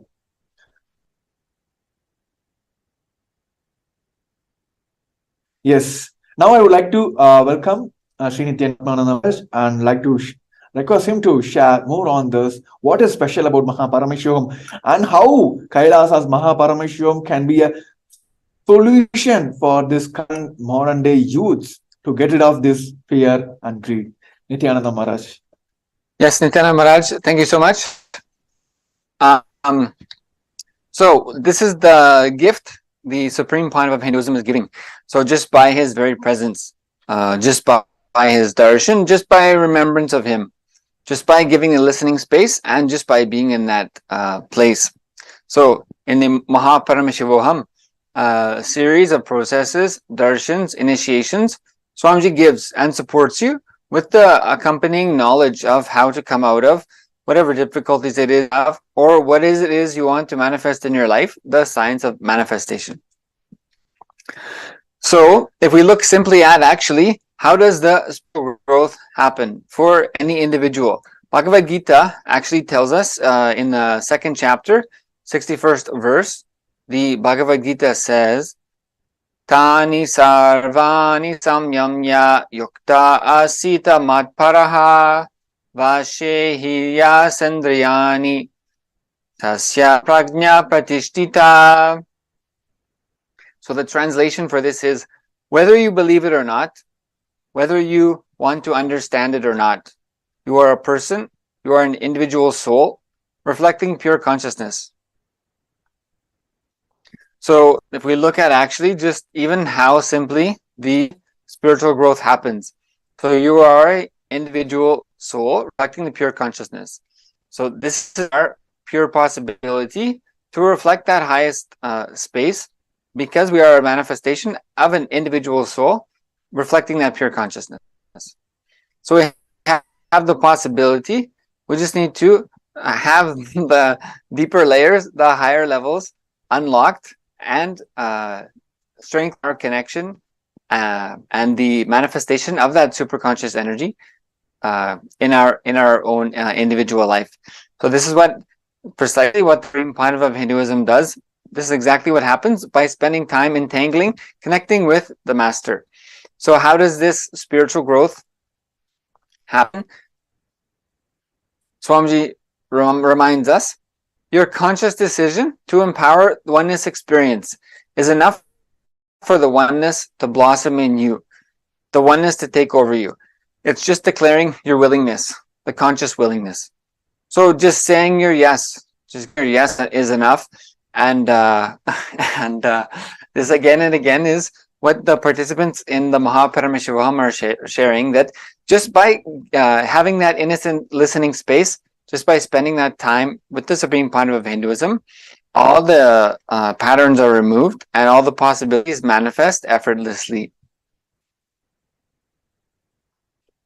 So moving on to actually just review something about the spiritual practice, your DNA. So this is a lot of the studies of epigenetics is showing how your spiritual practice actually can change your DNA. So for example, some of these studies are saying boosted genes had 3 main beneficial effects: improving the efficiency of mitochondria, our house of cells, boosting insulin production, which improves control of blood sugar, and preventing the depletion of telomeres, caps on chromosomes that help DNA stable and so prevent cells wearing out and aging. So these are some of the benefits that have been shown through the spiritual practice, the impact on your DNA. This is called the study of epigenetics, that the cell energy is boosted and the blood sugar becomes stable, and your chromosomes engage in this process of anti-aging because they are more resilient. And also this study is reviewing is telling clusters of genes that became less active were those governed by a master gene called NF-kappa B, which triggers chronic inflammation, leading to diseases including high blood pressure, heart disease, inflammatory bowel disease, and some cancers. So it's showing that spiritual practice genes that cause inflammation. So by engaging in spiritual practice, we reduce the inflammation, which leads to these various kind of diseases like high blood pressure, heart disease, inflammatory bowel disease, and some cancers. So this is some of the modern science catching up slowly with the Vedic science and the initiations during the Paramashivam from the Supreme Point of Hinduism.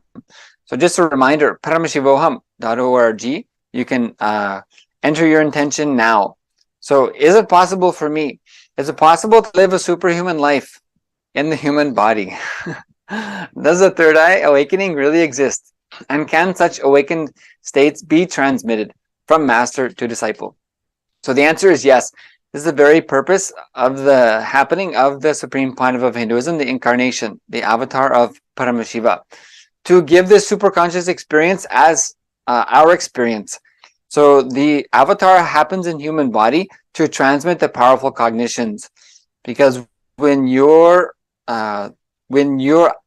even your 2 eyes see something happening, that same happening gets recreated in your system, whether it's fear, violence, swimming, laughter, joy, etc. That gets recreated. So your system automatically recognizes and connects with the space of the supreme point of Hinduism, and the neurons inside of you start mirroring the avatar's neurons. So literally, this is the superconscious mutation process and formation of your DNA, because the cells start functioning as the avatar's cells function. So it's effortless initiation from the avatar.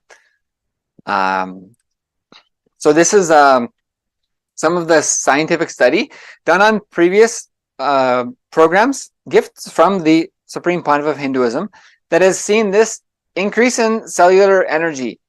So the quotation from the study says, 100% of participants of this particular study recorded a drastic increase in energy levels, average 1300%.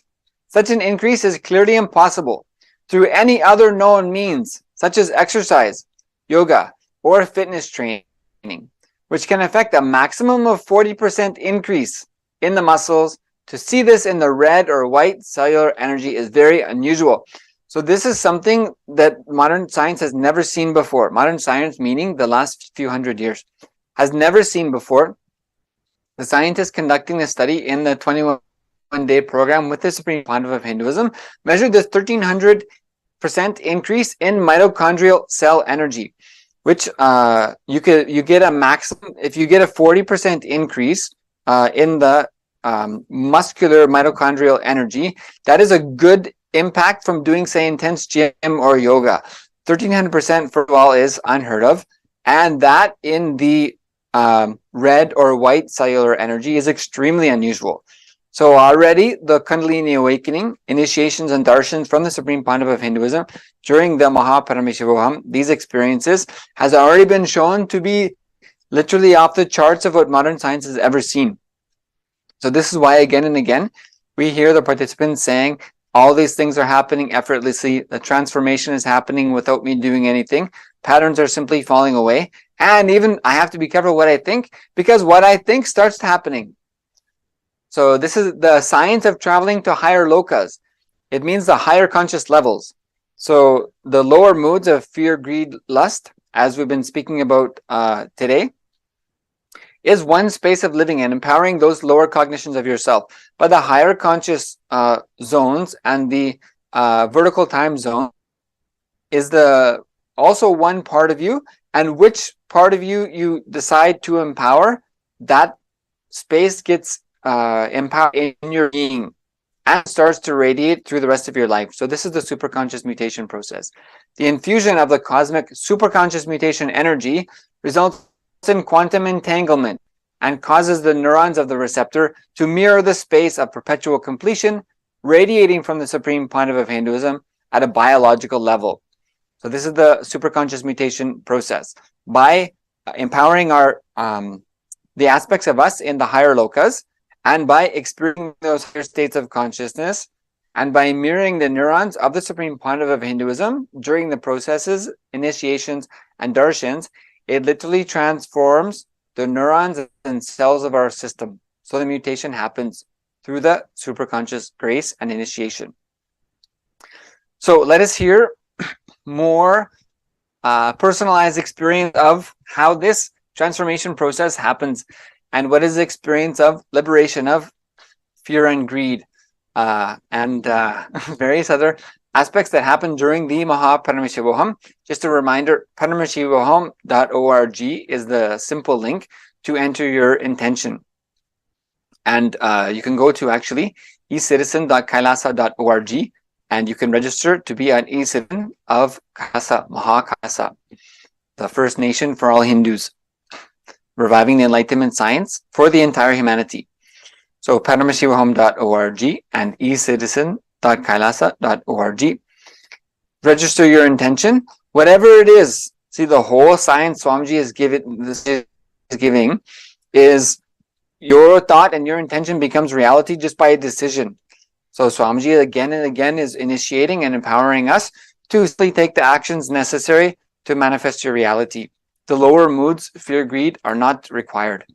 So let us hear some more first experience from participants from the Paramashivam and these beautiful giftings of Darshan initiations from the Supreme Pontiff of Hinduism, Jagat Guru Mahasannidhanam, Bhagavan Sri Nithyananda Paramashivam. I'd like to now welcome Jared Aya from Ohio in the USA to share some of his experiences with the Supreme Pontiff of Hinduism and the Paramashivam. Aya, thank you so much for joining us. Welcome. And if you would just unmute yourself, please, and just give a brief introduction for everyone here. Thank you so much, Nithyanandam. Nithyananda. Thank you. So my name is Jared Fuller. I'm 24. I'm from Ohio, and I was introduced to Swamiji in 2017. So my name is Jared Fuller. I'm 24. I'm from Ohio, and I was introduced to Swamiji in 2017.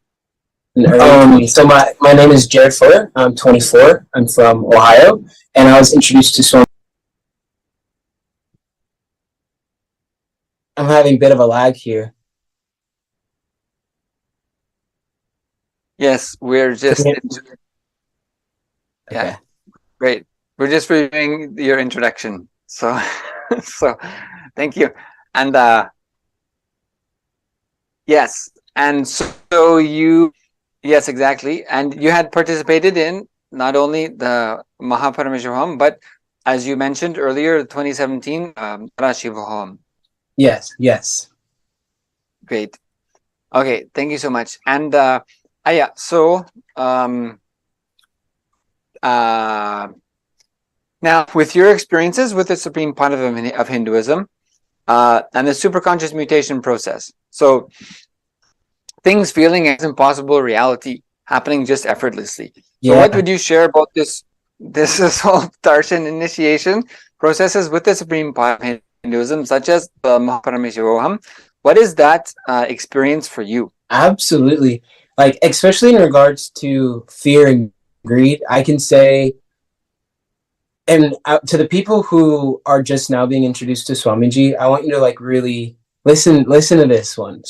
So you don't really understand how much fear and greed you're carrying around with you on the day-to-day until it's just removed from you. Like Swamiji will literally just, you come and you sit for the darshans and you have the initiations. And personally for me, I had a lot of fear in regards to pain, a lot of fear in regards to like spiders and insects and things like that. And I don't know when it left or when it changed, but I know for a fact that Swamiji just made it redundant. And what you realize is that when it becomes redundant, you'll see it happening and you'll see like, oh wow, I normally would react this way, but now I'm consciously, interacting with whatever is going on. And one thing that I would also like to include is that these fears that you normally experience, like as like on an average day-to-day basis, not only do they become non-redundant, but it gives you such confidence when you're able to witness how you would normally react to how you're reacting now. It gives you such confidence, and it just empowers you to continue to do your practices and do what you're doing. And in regard to greed too, I can say that I've experienced personally a large amount of greed in regards to my financial situation. I've felt that I've gone without, and going made me feel as if I needed more. I needed more finances. I needed more money. I needed more of this. In going through these initiations and these darshans and these processes with Swamiji has literally just completely switched that to, now I'm desiring freedom. Now I'm desiring time. Now I'm desiring the ability to wake up in Brahma Muhurta, do my yoga, puja, be there for satsang and darshan and do all these things, instead of having the ability to have more money or more finances. So that was just completely erased away from me. I used to suffer with fear in regards to like thinking of like the unknown, right? And when you have the fear of the unknown, it really you get overcome with powerlessness, and that powerlessness is just almost too much to handle.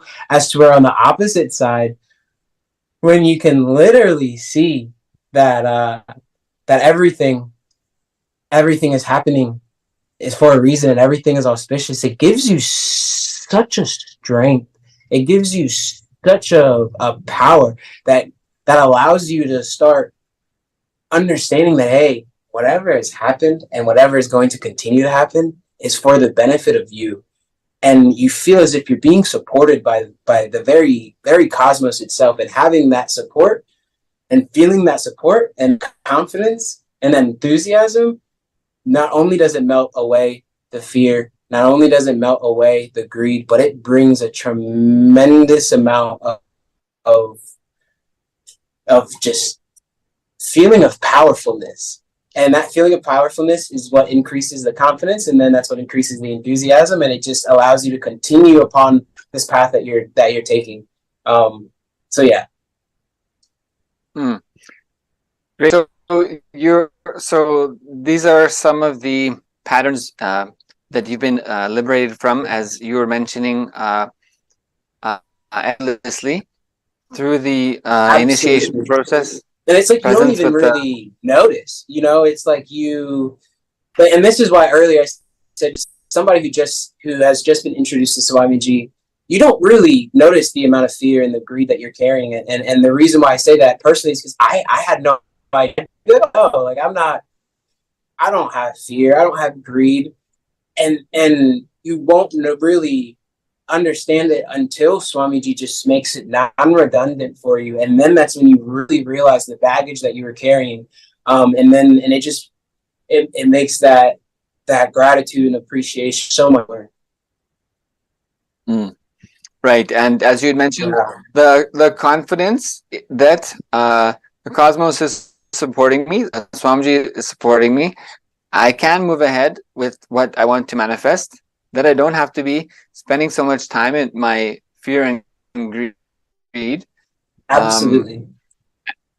And you mentioned like that your participation in the business world changed from having that fear that you don't have enough, that you haven't amassed enough, so that you have agreed to accumulate more and more and more and more, that this is actually a self-perpetuating pattern, so that when I have the cognition, the powerless cognition, that me accumulating more of external things is going to fulfill me. That cognition, that understanding, actually just saying that is my understanding, that something from outside is going to fulfill me, that is actually a very dangerous thought to have. Yes, that many people are carrying, especially, I was absolutely one of them, and I mean full-fledged going towards that goal, like full-fledged going towards it. And I would say that another thing is like Swamiji not only gave me the confidence to even start the business to begin with, but feeling as if I've gone without so much. Really what I was feeling was, hey, what these other beings are experiencing is more valuable than I'm experiencing. Let me experience that. Right? So that's what it really came down to. But then it has, it just transformed into this, let me align myself to the lifestyle in which suits me.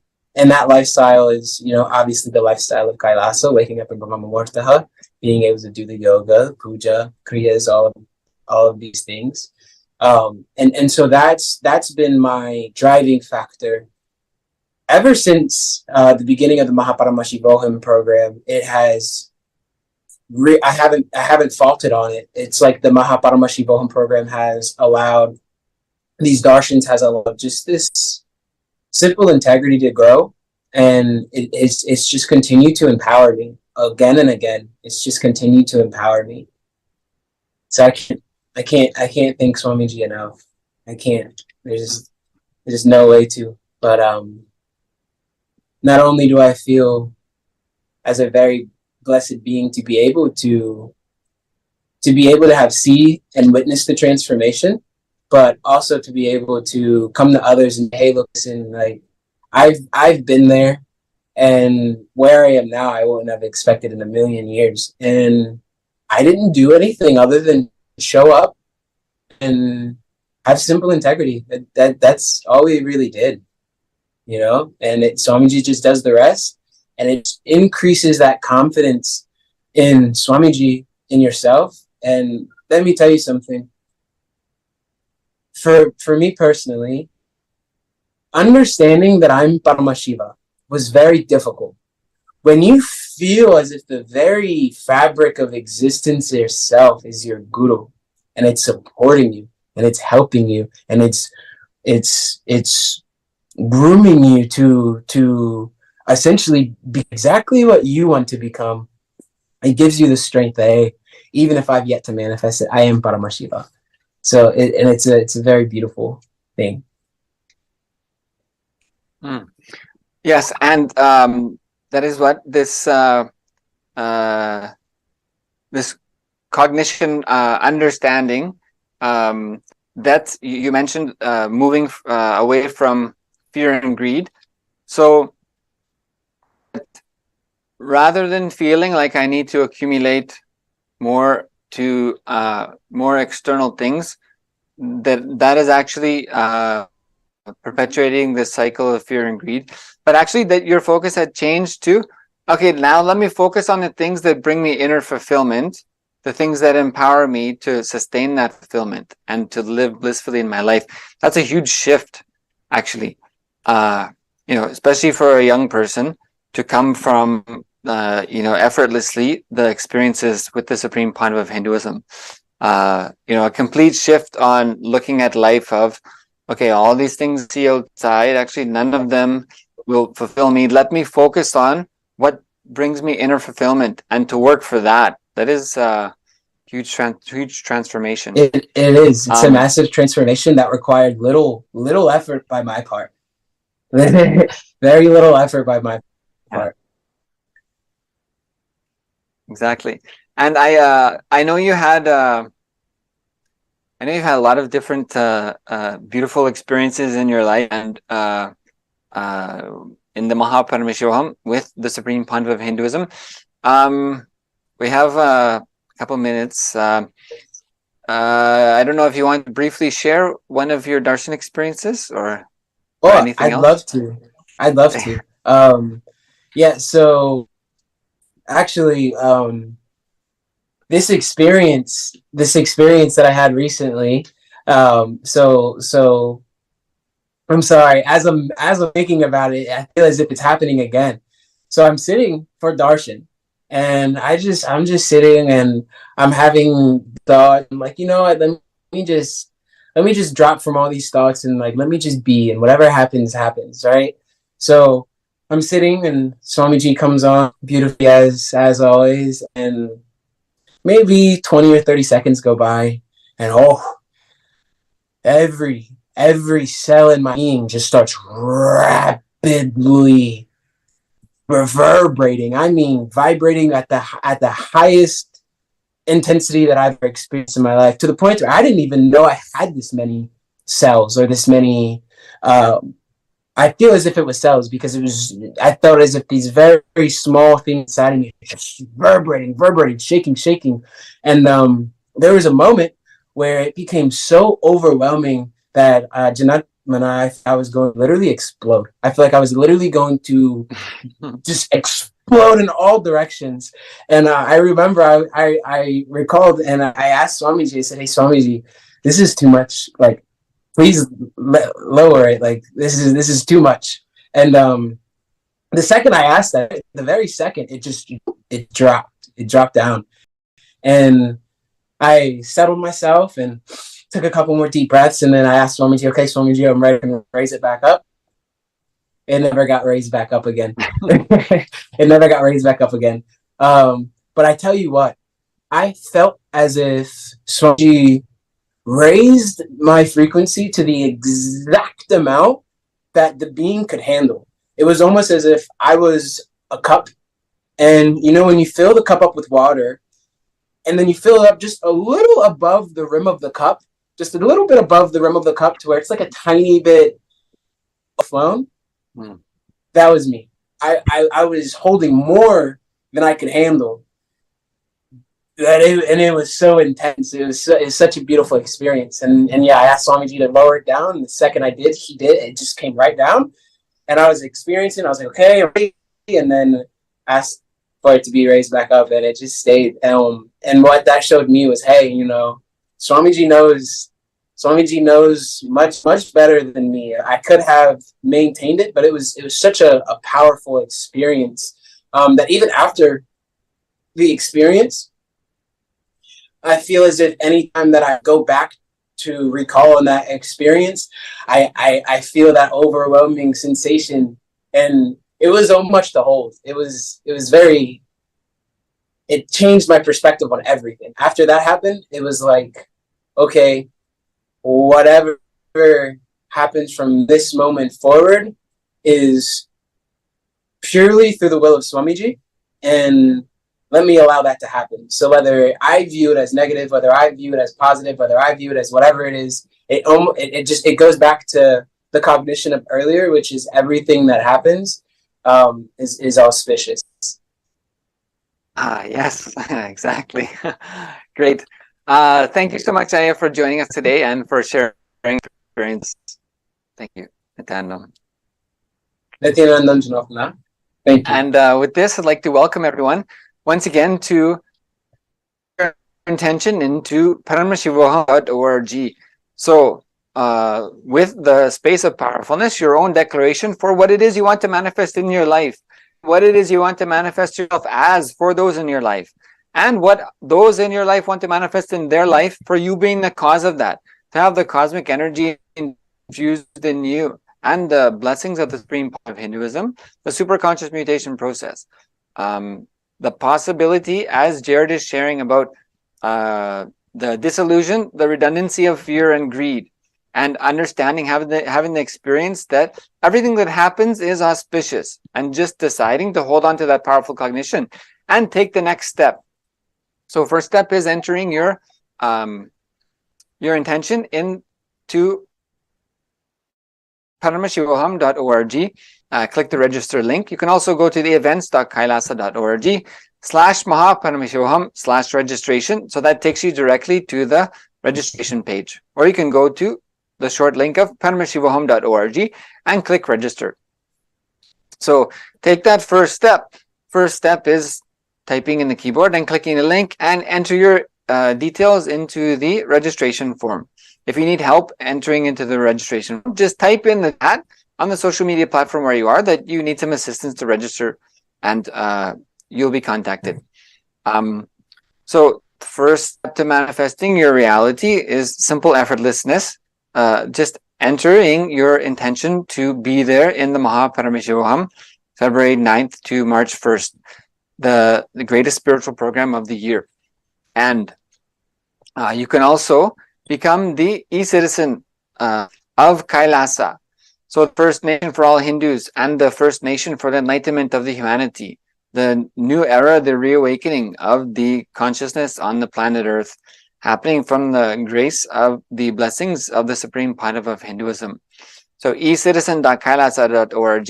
So you get access to a huge amount, endless amount actually, of courses and live training sessions, darshans, etc., just by this free access to becoming an e-citizen of Kailasa.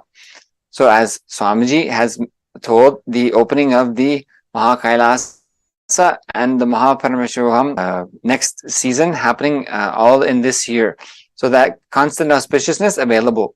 So paramashivam.org, enter your intention, and then sign up for your e-citizenship for free at the ecitizen.kailasa.org. So thank you everyone for joining us today. Thank you, Jared, for sharing your experiences, and blessings for all of us to meet again in the February 9th Paramashivam season opener with the Supreme Pontiff of Hinduism. Blessings to everyone. Thank you all, everyone. Sadam. A more intelligently connected world leads to a brighter future. An enlightened humanity leads to a better world. During the Paramashivam program, we help people to discover their superhuman possibilities and help them to find and achieve the true purpose of their birth by giving them the techniques, practices, and methodologies from the Vedagamas, the original source scriptures of Hinduism. The Supreme Pontiff of Hinduism is reviving the ancient original Vedas and Agamas in all its glory, in a user-friendly way for the modern mind. The Supreme Pontiff of Hinduism is transforming human beings into divine beings, reviving, initiating, and replicating the 463 powers from the Agamas revealed by Paramashivam. The Supreme Pontiff of Hinduism is not just giving solutions for every problem man faces, but is making them irrelevant to their lives by transforming human beings into divine beings. Listen. Any argument presented by your mind, body, your present reality to establish you are not Paramashiva. You are not omniscient, omnipotent, omnipresent. Anything presented to prove you are not Paramashiva is illegitimate. Decide this. This is super determinism. Understand? Anything you declare as illegitimate will lose power over you, will die in few days, few minutes, maybe in few weeks, whatever few days it takes. It will. Understand, this is the method for sudden enlightenment. This is the method for sudden enlightenment. It happens by the Shaktipada. Here Paramashiva is sitting to tell you all, you are Paramashiva, you are me, with Shaktipada and Shaktinipada. The Dvitiya Vijnasa Krama is an extensive and thorough yoga sequence to prepare your body to receive the experience being given by the Supreme Pontiff of Hinduism. Through the yoga, which is aligned as per the source scriptures laid down by Paramashivam and the Agamas, you break all the impossibility in your body and in turn break the very cognition of impossibility. The program leads you to go beyond your human frame and limiting human ideas, which prevents you from living your highest possibility. I will reach you wherever you are, whichever corner of the world you may be. I will reach you with enlightenment. Again I tell you, I am not here to prove I am God, I am here to prove you are God. Don't wait to become divine. Register now at paramashivoham.org. Since the beginning of time and space, Bhagwan Paramashiva, the all-powerful, all-pervasive, and all-knowing ultimate superconscious existence, revealed in the Vedas and Agamas, the source scriptures of Hinduism, the truths about himself and the manifested universe and its multidimensional and simultaneously existing dimensions and worlds, also known as parallel universes or vertical time zones. Trutyadi pratyayasya kalo maya samudbhavaha.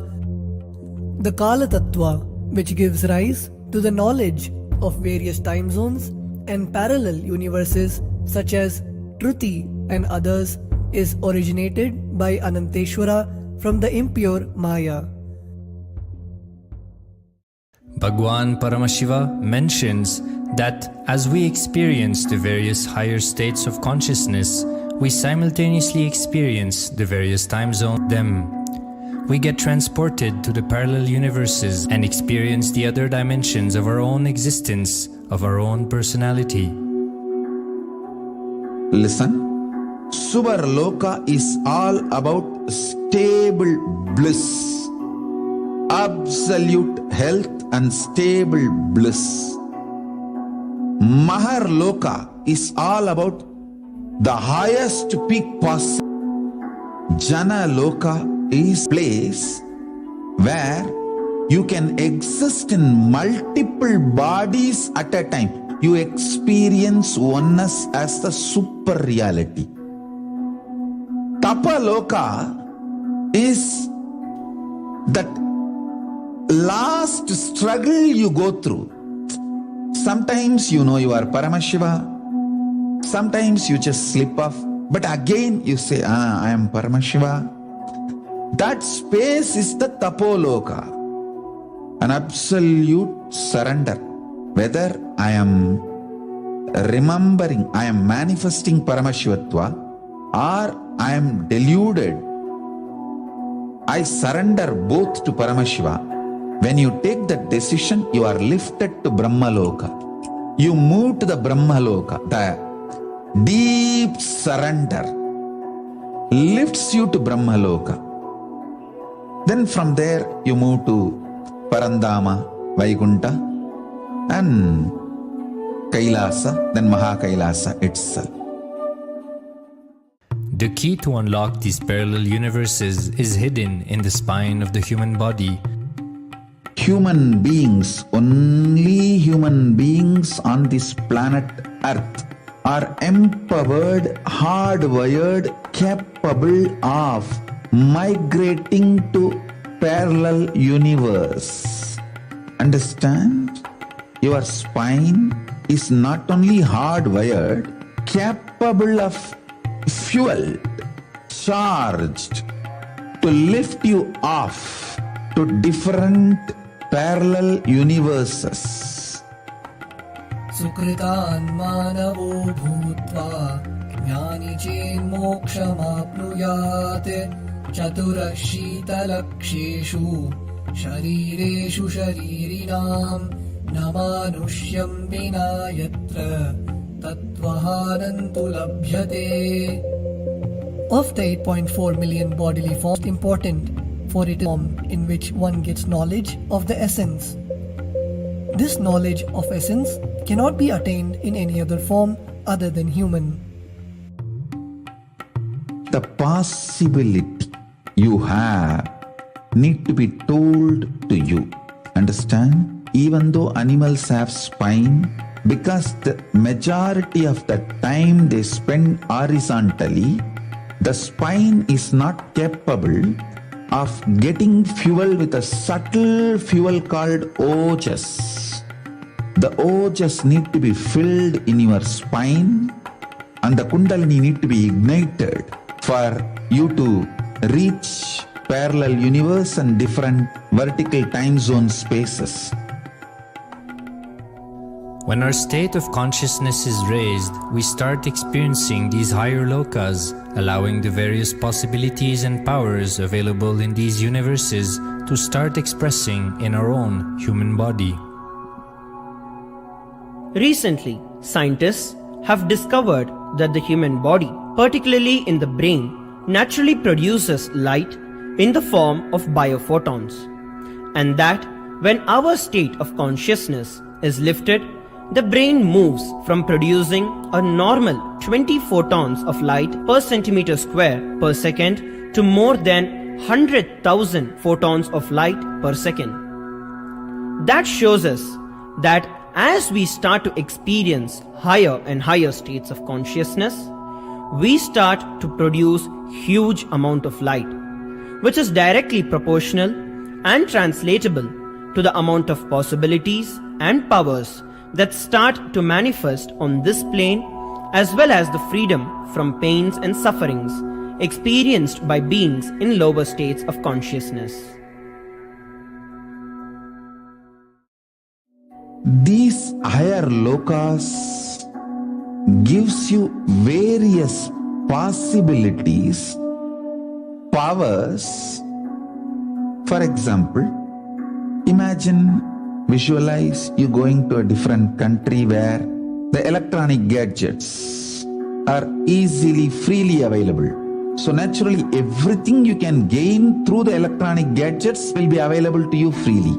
Same way, Kamadhenu, Karpaka Vriksha, Parijata, all these are like different gadgets, possibilities available in different lokas. Please understand, a permanent, irreversible power manifestation from the upper lokas is possible. Once these possibilities and powers start to express in the human body on the Bhuloka, our present plane, we reach a point of no return, where the cognitive shift which happens in us about who we are and what is the reality hidden behind this perceivable world frees us from the deluded ideas we have about ourselves and the life in the cosmos. The moment your consciousness is empowered to access and to exist in the parallel universe, no force in this Bhuloka, planet Earth, can torture you, abuse you, suffocate you. It is irreversible, permanent enlightenment, irreversible, permanent empowerment. In the source scriptures of Hinduism, the Vedas and Agamas, Bhagwan Paramashiva reveals about the importance of being initiated by a guru who is fit of giving initiation for us to raise into the various states of consciousness and experience the higher time zones.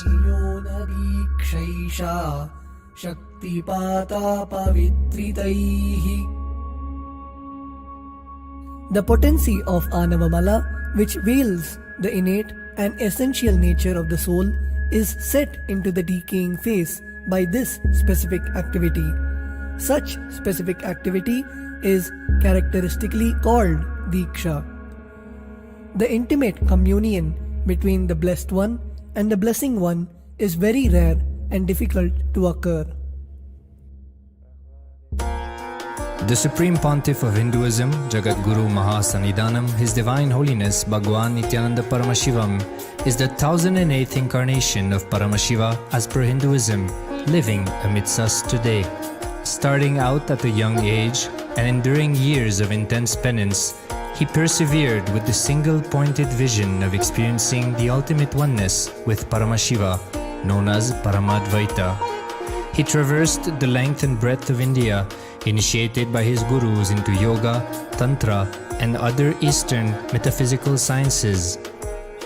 After having many profound spiritual experiences, he finally received the ultimate experience of Paramashivoham, I am Paramashiva, from his guru Arunagiri Yogeshwara, an incarnation of Paramashiva himself in the holy town of Tiruvannamalai in South India.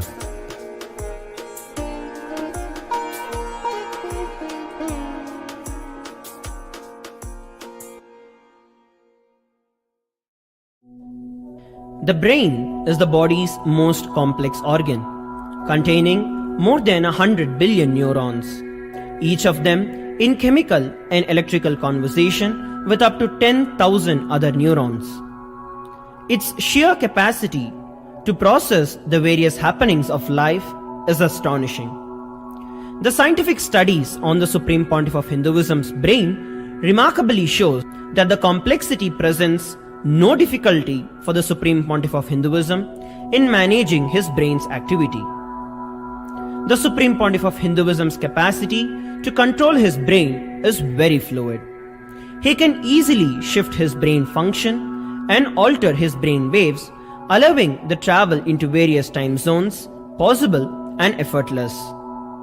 The results from the scientific studies conducted on the Supreme Pontiff of Hinduism show that the human body and brain is able to choose to alter the body and to travel to other dimensions at will. The possibility for people to experience the healing capabilities as well as the higher states of consciousness is an event of immense benefit for humankind. The science of altering the rates and progression of many physical diseases, mental instabilities, and ultimately the superconscious breakthrough has now been made available and achievable for today's humanity. The Supreme Pontiff of Hinduism is a bridge between the visible and the invisible.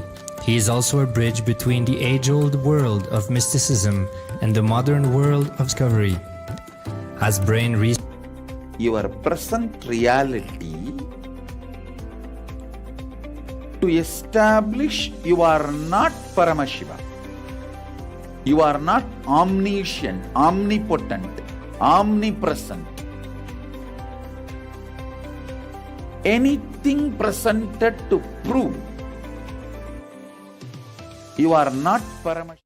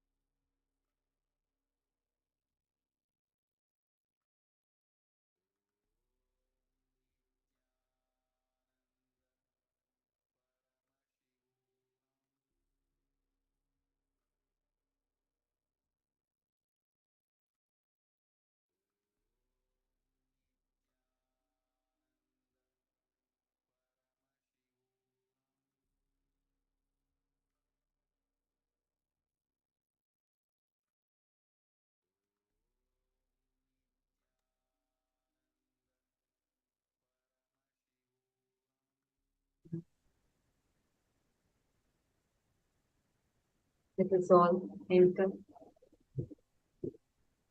to the most awaited part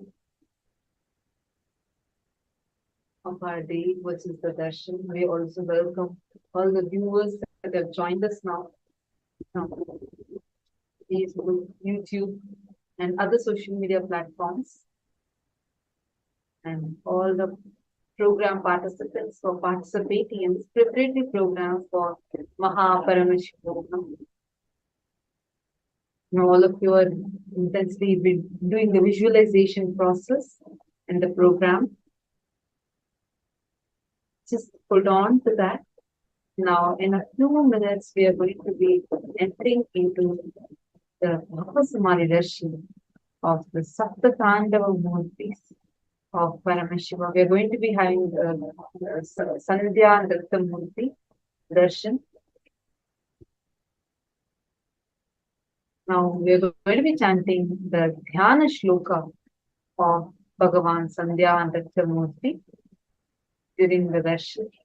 Please sit with your head, neck and spine straight line as much as possible, and just be there. Enjoy the darshan and do not get distracted with anything else. Darshan is the most powerful and intense happening. Just be there. Now let's start. Let's enter into the darshan preparation, the chanting of Dhyana Shloka.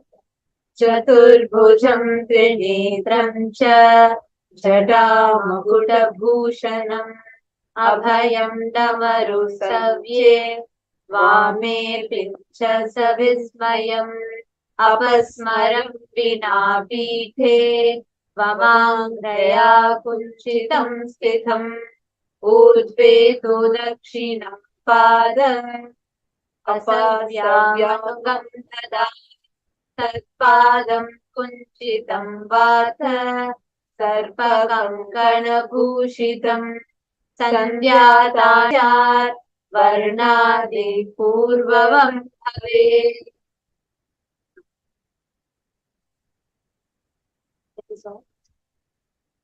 Meditate on this form of Sandhya Nritta Murthy, Sandhya Thandava Murthy.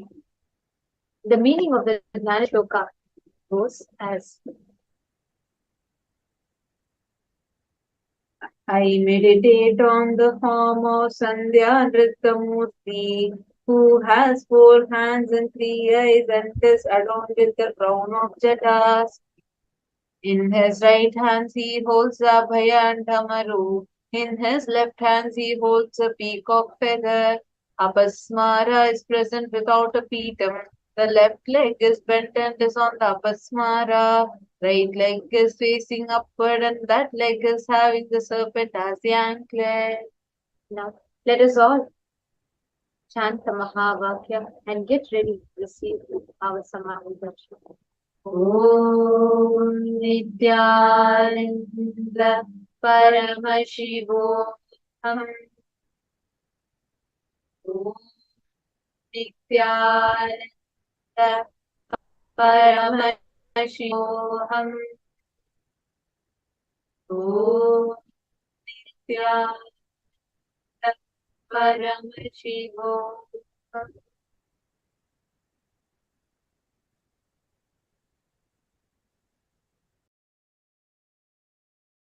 Connecting with the divine with your eyes closed is meditation.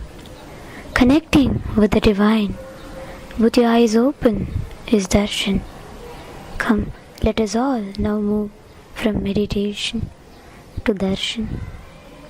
Slowly, very slowly, please open your eyes.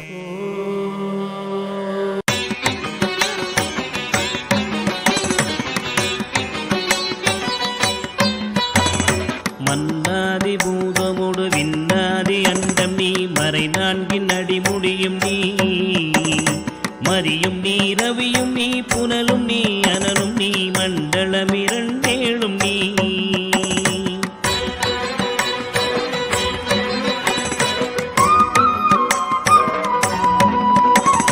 பெண்ணும் நீ ஆணும் நீ பல்லுயிர்க்குயிரும் நீ பிறவும் நீ ஒருவன் நீயே வேதாதி வேதம் நீ பாதாதி கேசம் நீ பெற்ற தாய் தந்தை நீயே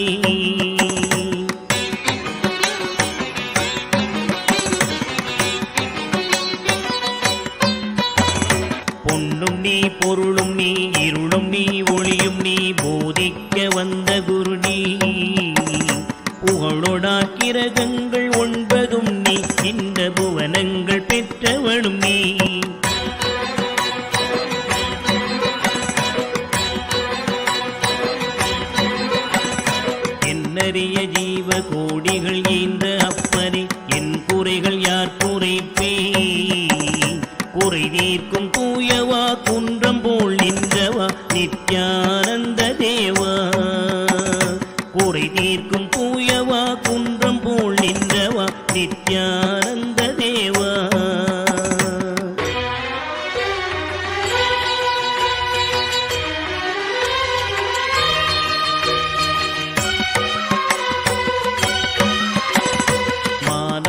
மழுவாட மதியாட புனலாட மங்கை சிவகாமியாட மாலாட நூலாட மறையாட திரையாட மறை தந்த பிரம்மனாட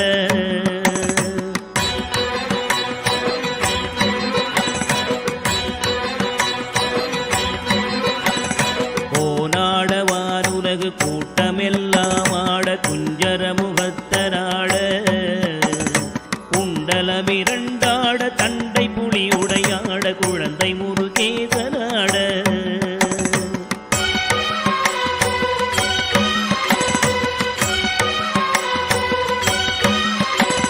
ஞான சம்பந்தரோடு இந்திரர் 18 முனியாட பாலகராட நரை தும்பையருமாட நந்தி வாகனமாட நாட்டிய பெண்களாட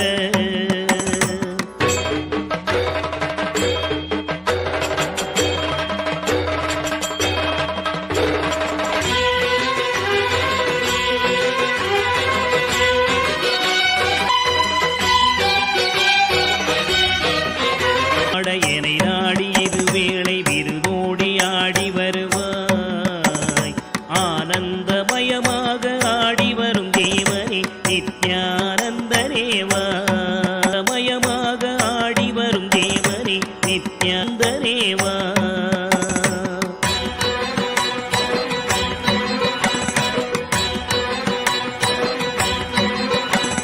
கடலென்ற புவி மீதில் அலையென்ற ஒரு கொண்டு கனவென்ற வாழ்வை நம்பி காற்றென்ற மூவாசை மாறுதற் சுழலிலே கட்டுண்டு நித்தம் நித்தம்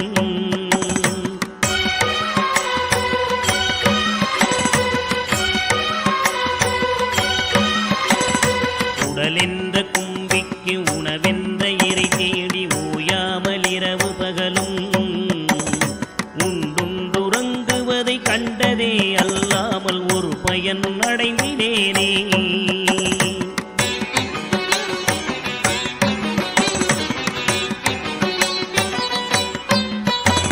தடமென்ற விடிகரையில் பந்த மாசங்களெனும் தாபர பின்னலிட்டு தாயென்று தேயென்று நீ என்று நான் என்று தமிழேனையும் வண்ணமா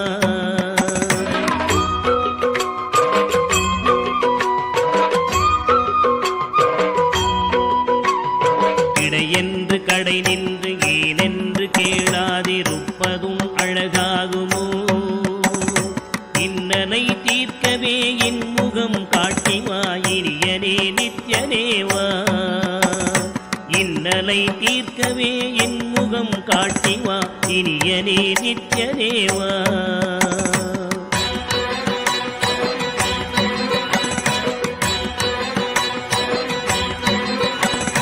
பம்பு சூனியமல்ல வைப்பல்ல மாரணம் தம்பனம் வசியமல்ல பாதாள வஞ்சனம் பரகாய பிரவேசம் அதுவல்ல ஜாலமல்ல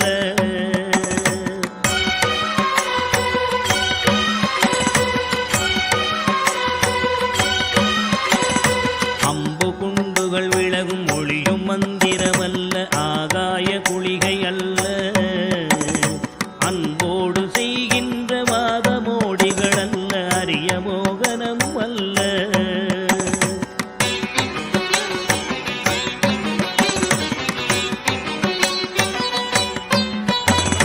கும்பமுனி மச்சமுனி தட்டமுனி பிரம்மரிஷி கொங்கனர் புலிப்பாணியும் போராக்கர் வள்ளுவர் போகமுனி இவரெல்லாம் கூறிடும் வைத்தியமல்ல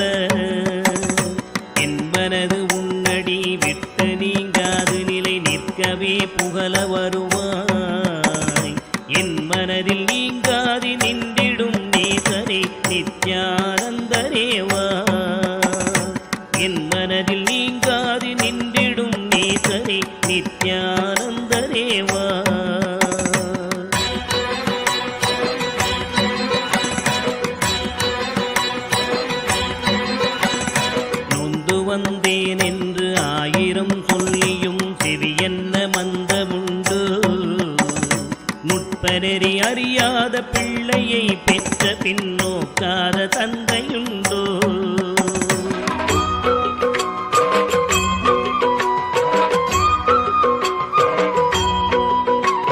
தந்தமும் தஞ்சம் என்றடியை பிடித்த பின் தளராத நெஞ்சமுண்டோ?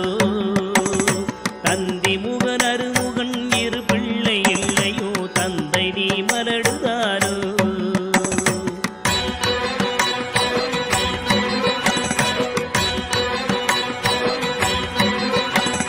விந்தையும் ஜாலமும் உன்னிடம் இருக்குதே, வினையொன்றும் அறிகினேனே. வீரமும் சாஸ்திரமும் உன்னையே புகழுதே, வேடிக்கை இது வல்லவோ?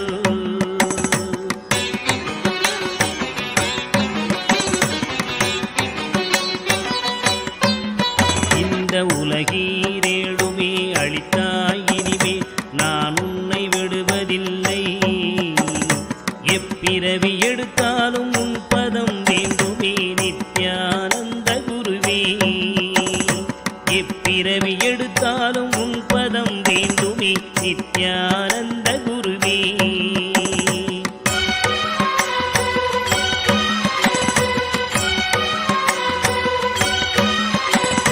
வழிகண்டு உன்னடியை துதியாத போதிலும் வாஞ்சையில்லாத போதும், வாலாயமாய் கோயில் சுற்றாத போதிலும் பஞ்சமே செய்த போதும்,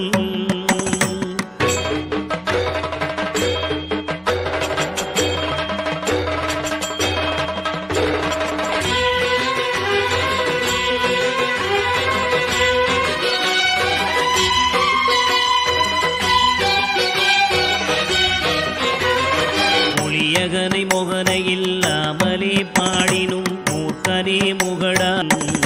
மோசமே செய்யினும் தேசமே கவரினும் முழுகாமியே ஆகினும்,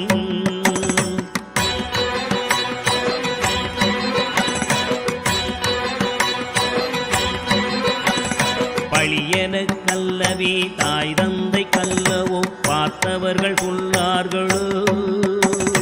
பாரறிய மனைவிக்கு பாதி உடலீந்தனி பாலகனை காக்கோனாதோ?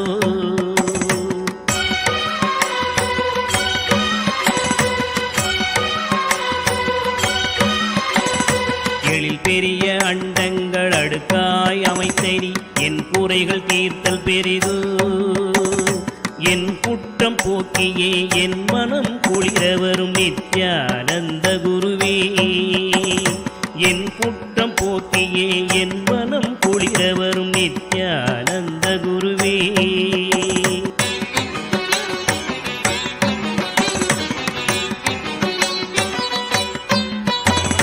அன்னை தந்த கைகள் என்னை ஈன்றதற்கழுவேனோ? அறிவிலாதற்கழுவேனோ? அல்லாமல் நான் முகன் தன்னையே நோவேனோ? ஆசை மூன்று கழுவேனோ?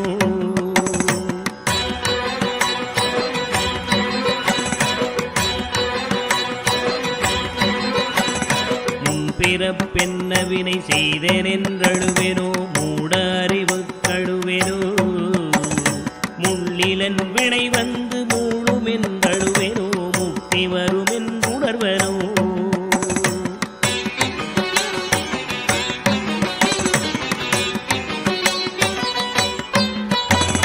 தன்னை நுந்தழுவேனோ? உன்னை நுந்தழுவேனோ? தவம் என்ன என்றழுவேனோ? தையலார் கழுவேனோ? மெய் வளர்க்க அழுவேனோ? தரித்திர திசை கழுவேனோ?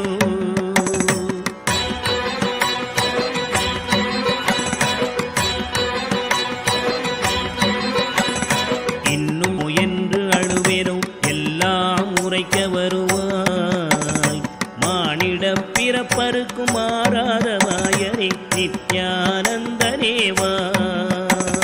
மானிட பிறப்பருக்கும் மாறாத மாயனே நித்யானந்தனேவா.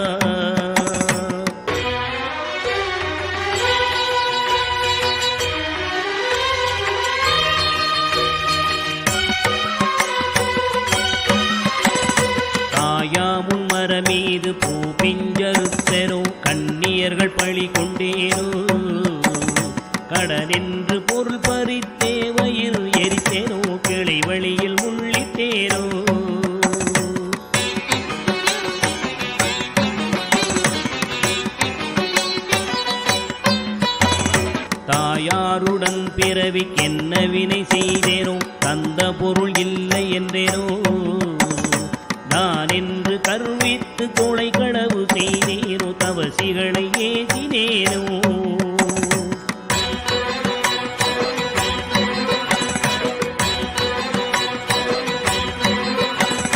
வாயாரப்பை சொல்லி வீண் பொருள் பறித்தேனோ வானவரை பழித்திட்டேனோ வடவு போல பிறரை சேர்க்காதடித்தேனோ வந்த பின் என் செய்தேனோ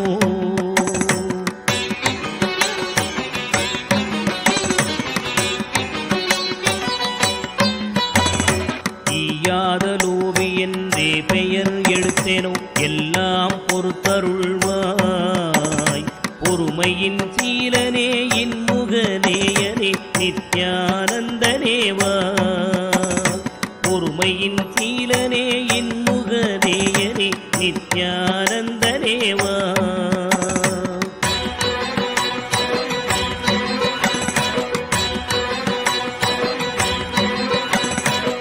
தாயாரிருந்தென்ன தந்தையுமிருந்தென்ன தன் பிறவி உறவு கோடி தனமலை குவித்தென்ன கனபெயர் எடுத்தென்ன தாரணியை ஆண்டும் என்ன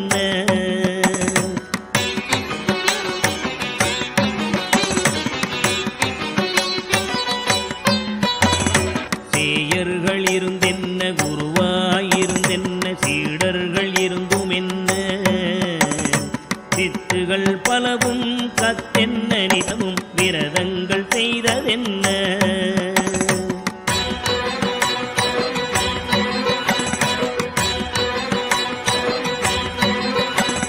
நதிகளெல்லாம் ஓயாது மூழ்கினும் என்ன பலன் யமன் ஓலையை தடுக்குமோ இதுவெல்லாம் தந்தையின் உறவென்றுதானே உன்னிரு பாதம் பிடித்தேன்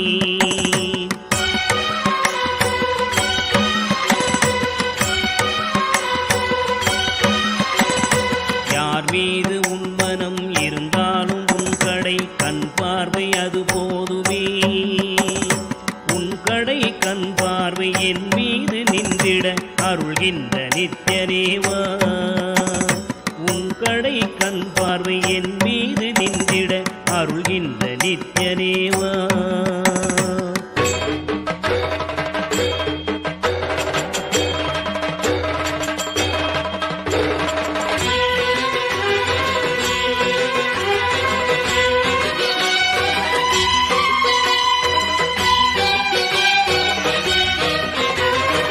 இன்னமும் சொல்லவோ உன் மனம் கல்லோ இரும்போ பெரும் பாறையோ இரு செவியும் மந்தமோ கேளாது அந்தமோ இது உனக்கு அழகுதானோ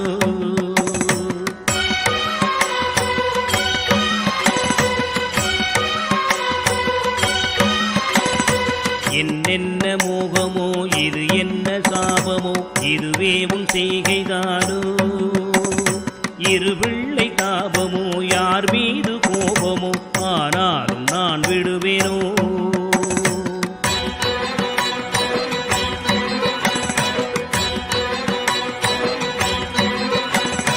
உனை விட்டு எங்கு சென்றாலும் விடலாவேனோ உனை அடுத்தும் கெடுவேனோ இது உன் குற்றம் என் குற்றம் ஒன்றுமில்லை உற்றுப்பார் பெற்றவையா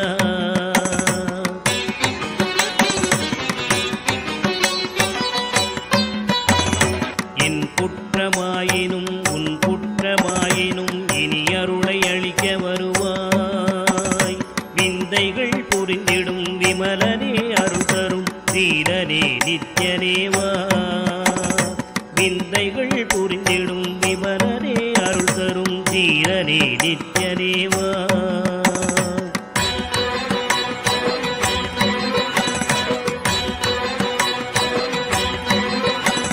சனிராகு கேது புதன் சுக்கிரன் செவ்வாய் குரு சந்திரன் சூரியன் சற்றெனக்குள்ளாக்கி ராசி 12ஐயும் சமமாய் நிறுத்தியுடனே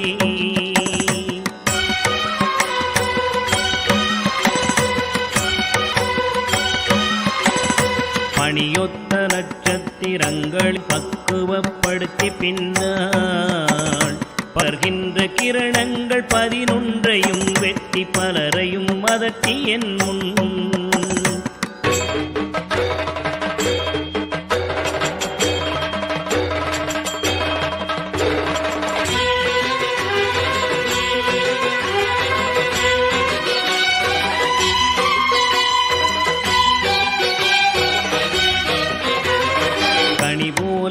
பேசி கெடு நினைவு நினைக்கின்ற கசடர்களையும் கசக்கி கர்த்தனின் தொண்டராம் தொண்டர்க்கு தொண்டரின் தொண்டர்கள் தொழும்பராக்கி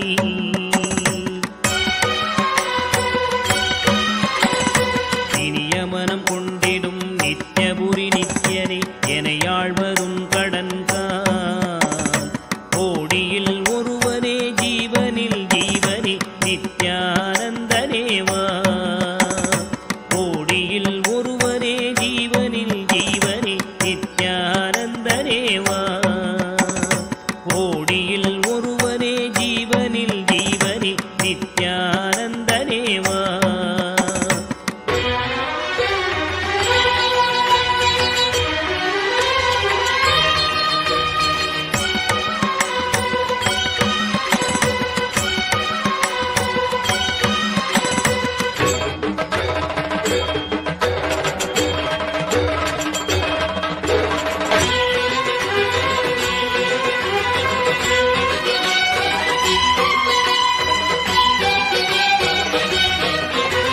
நித்யானந்த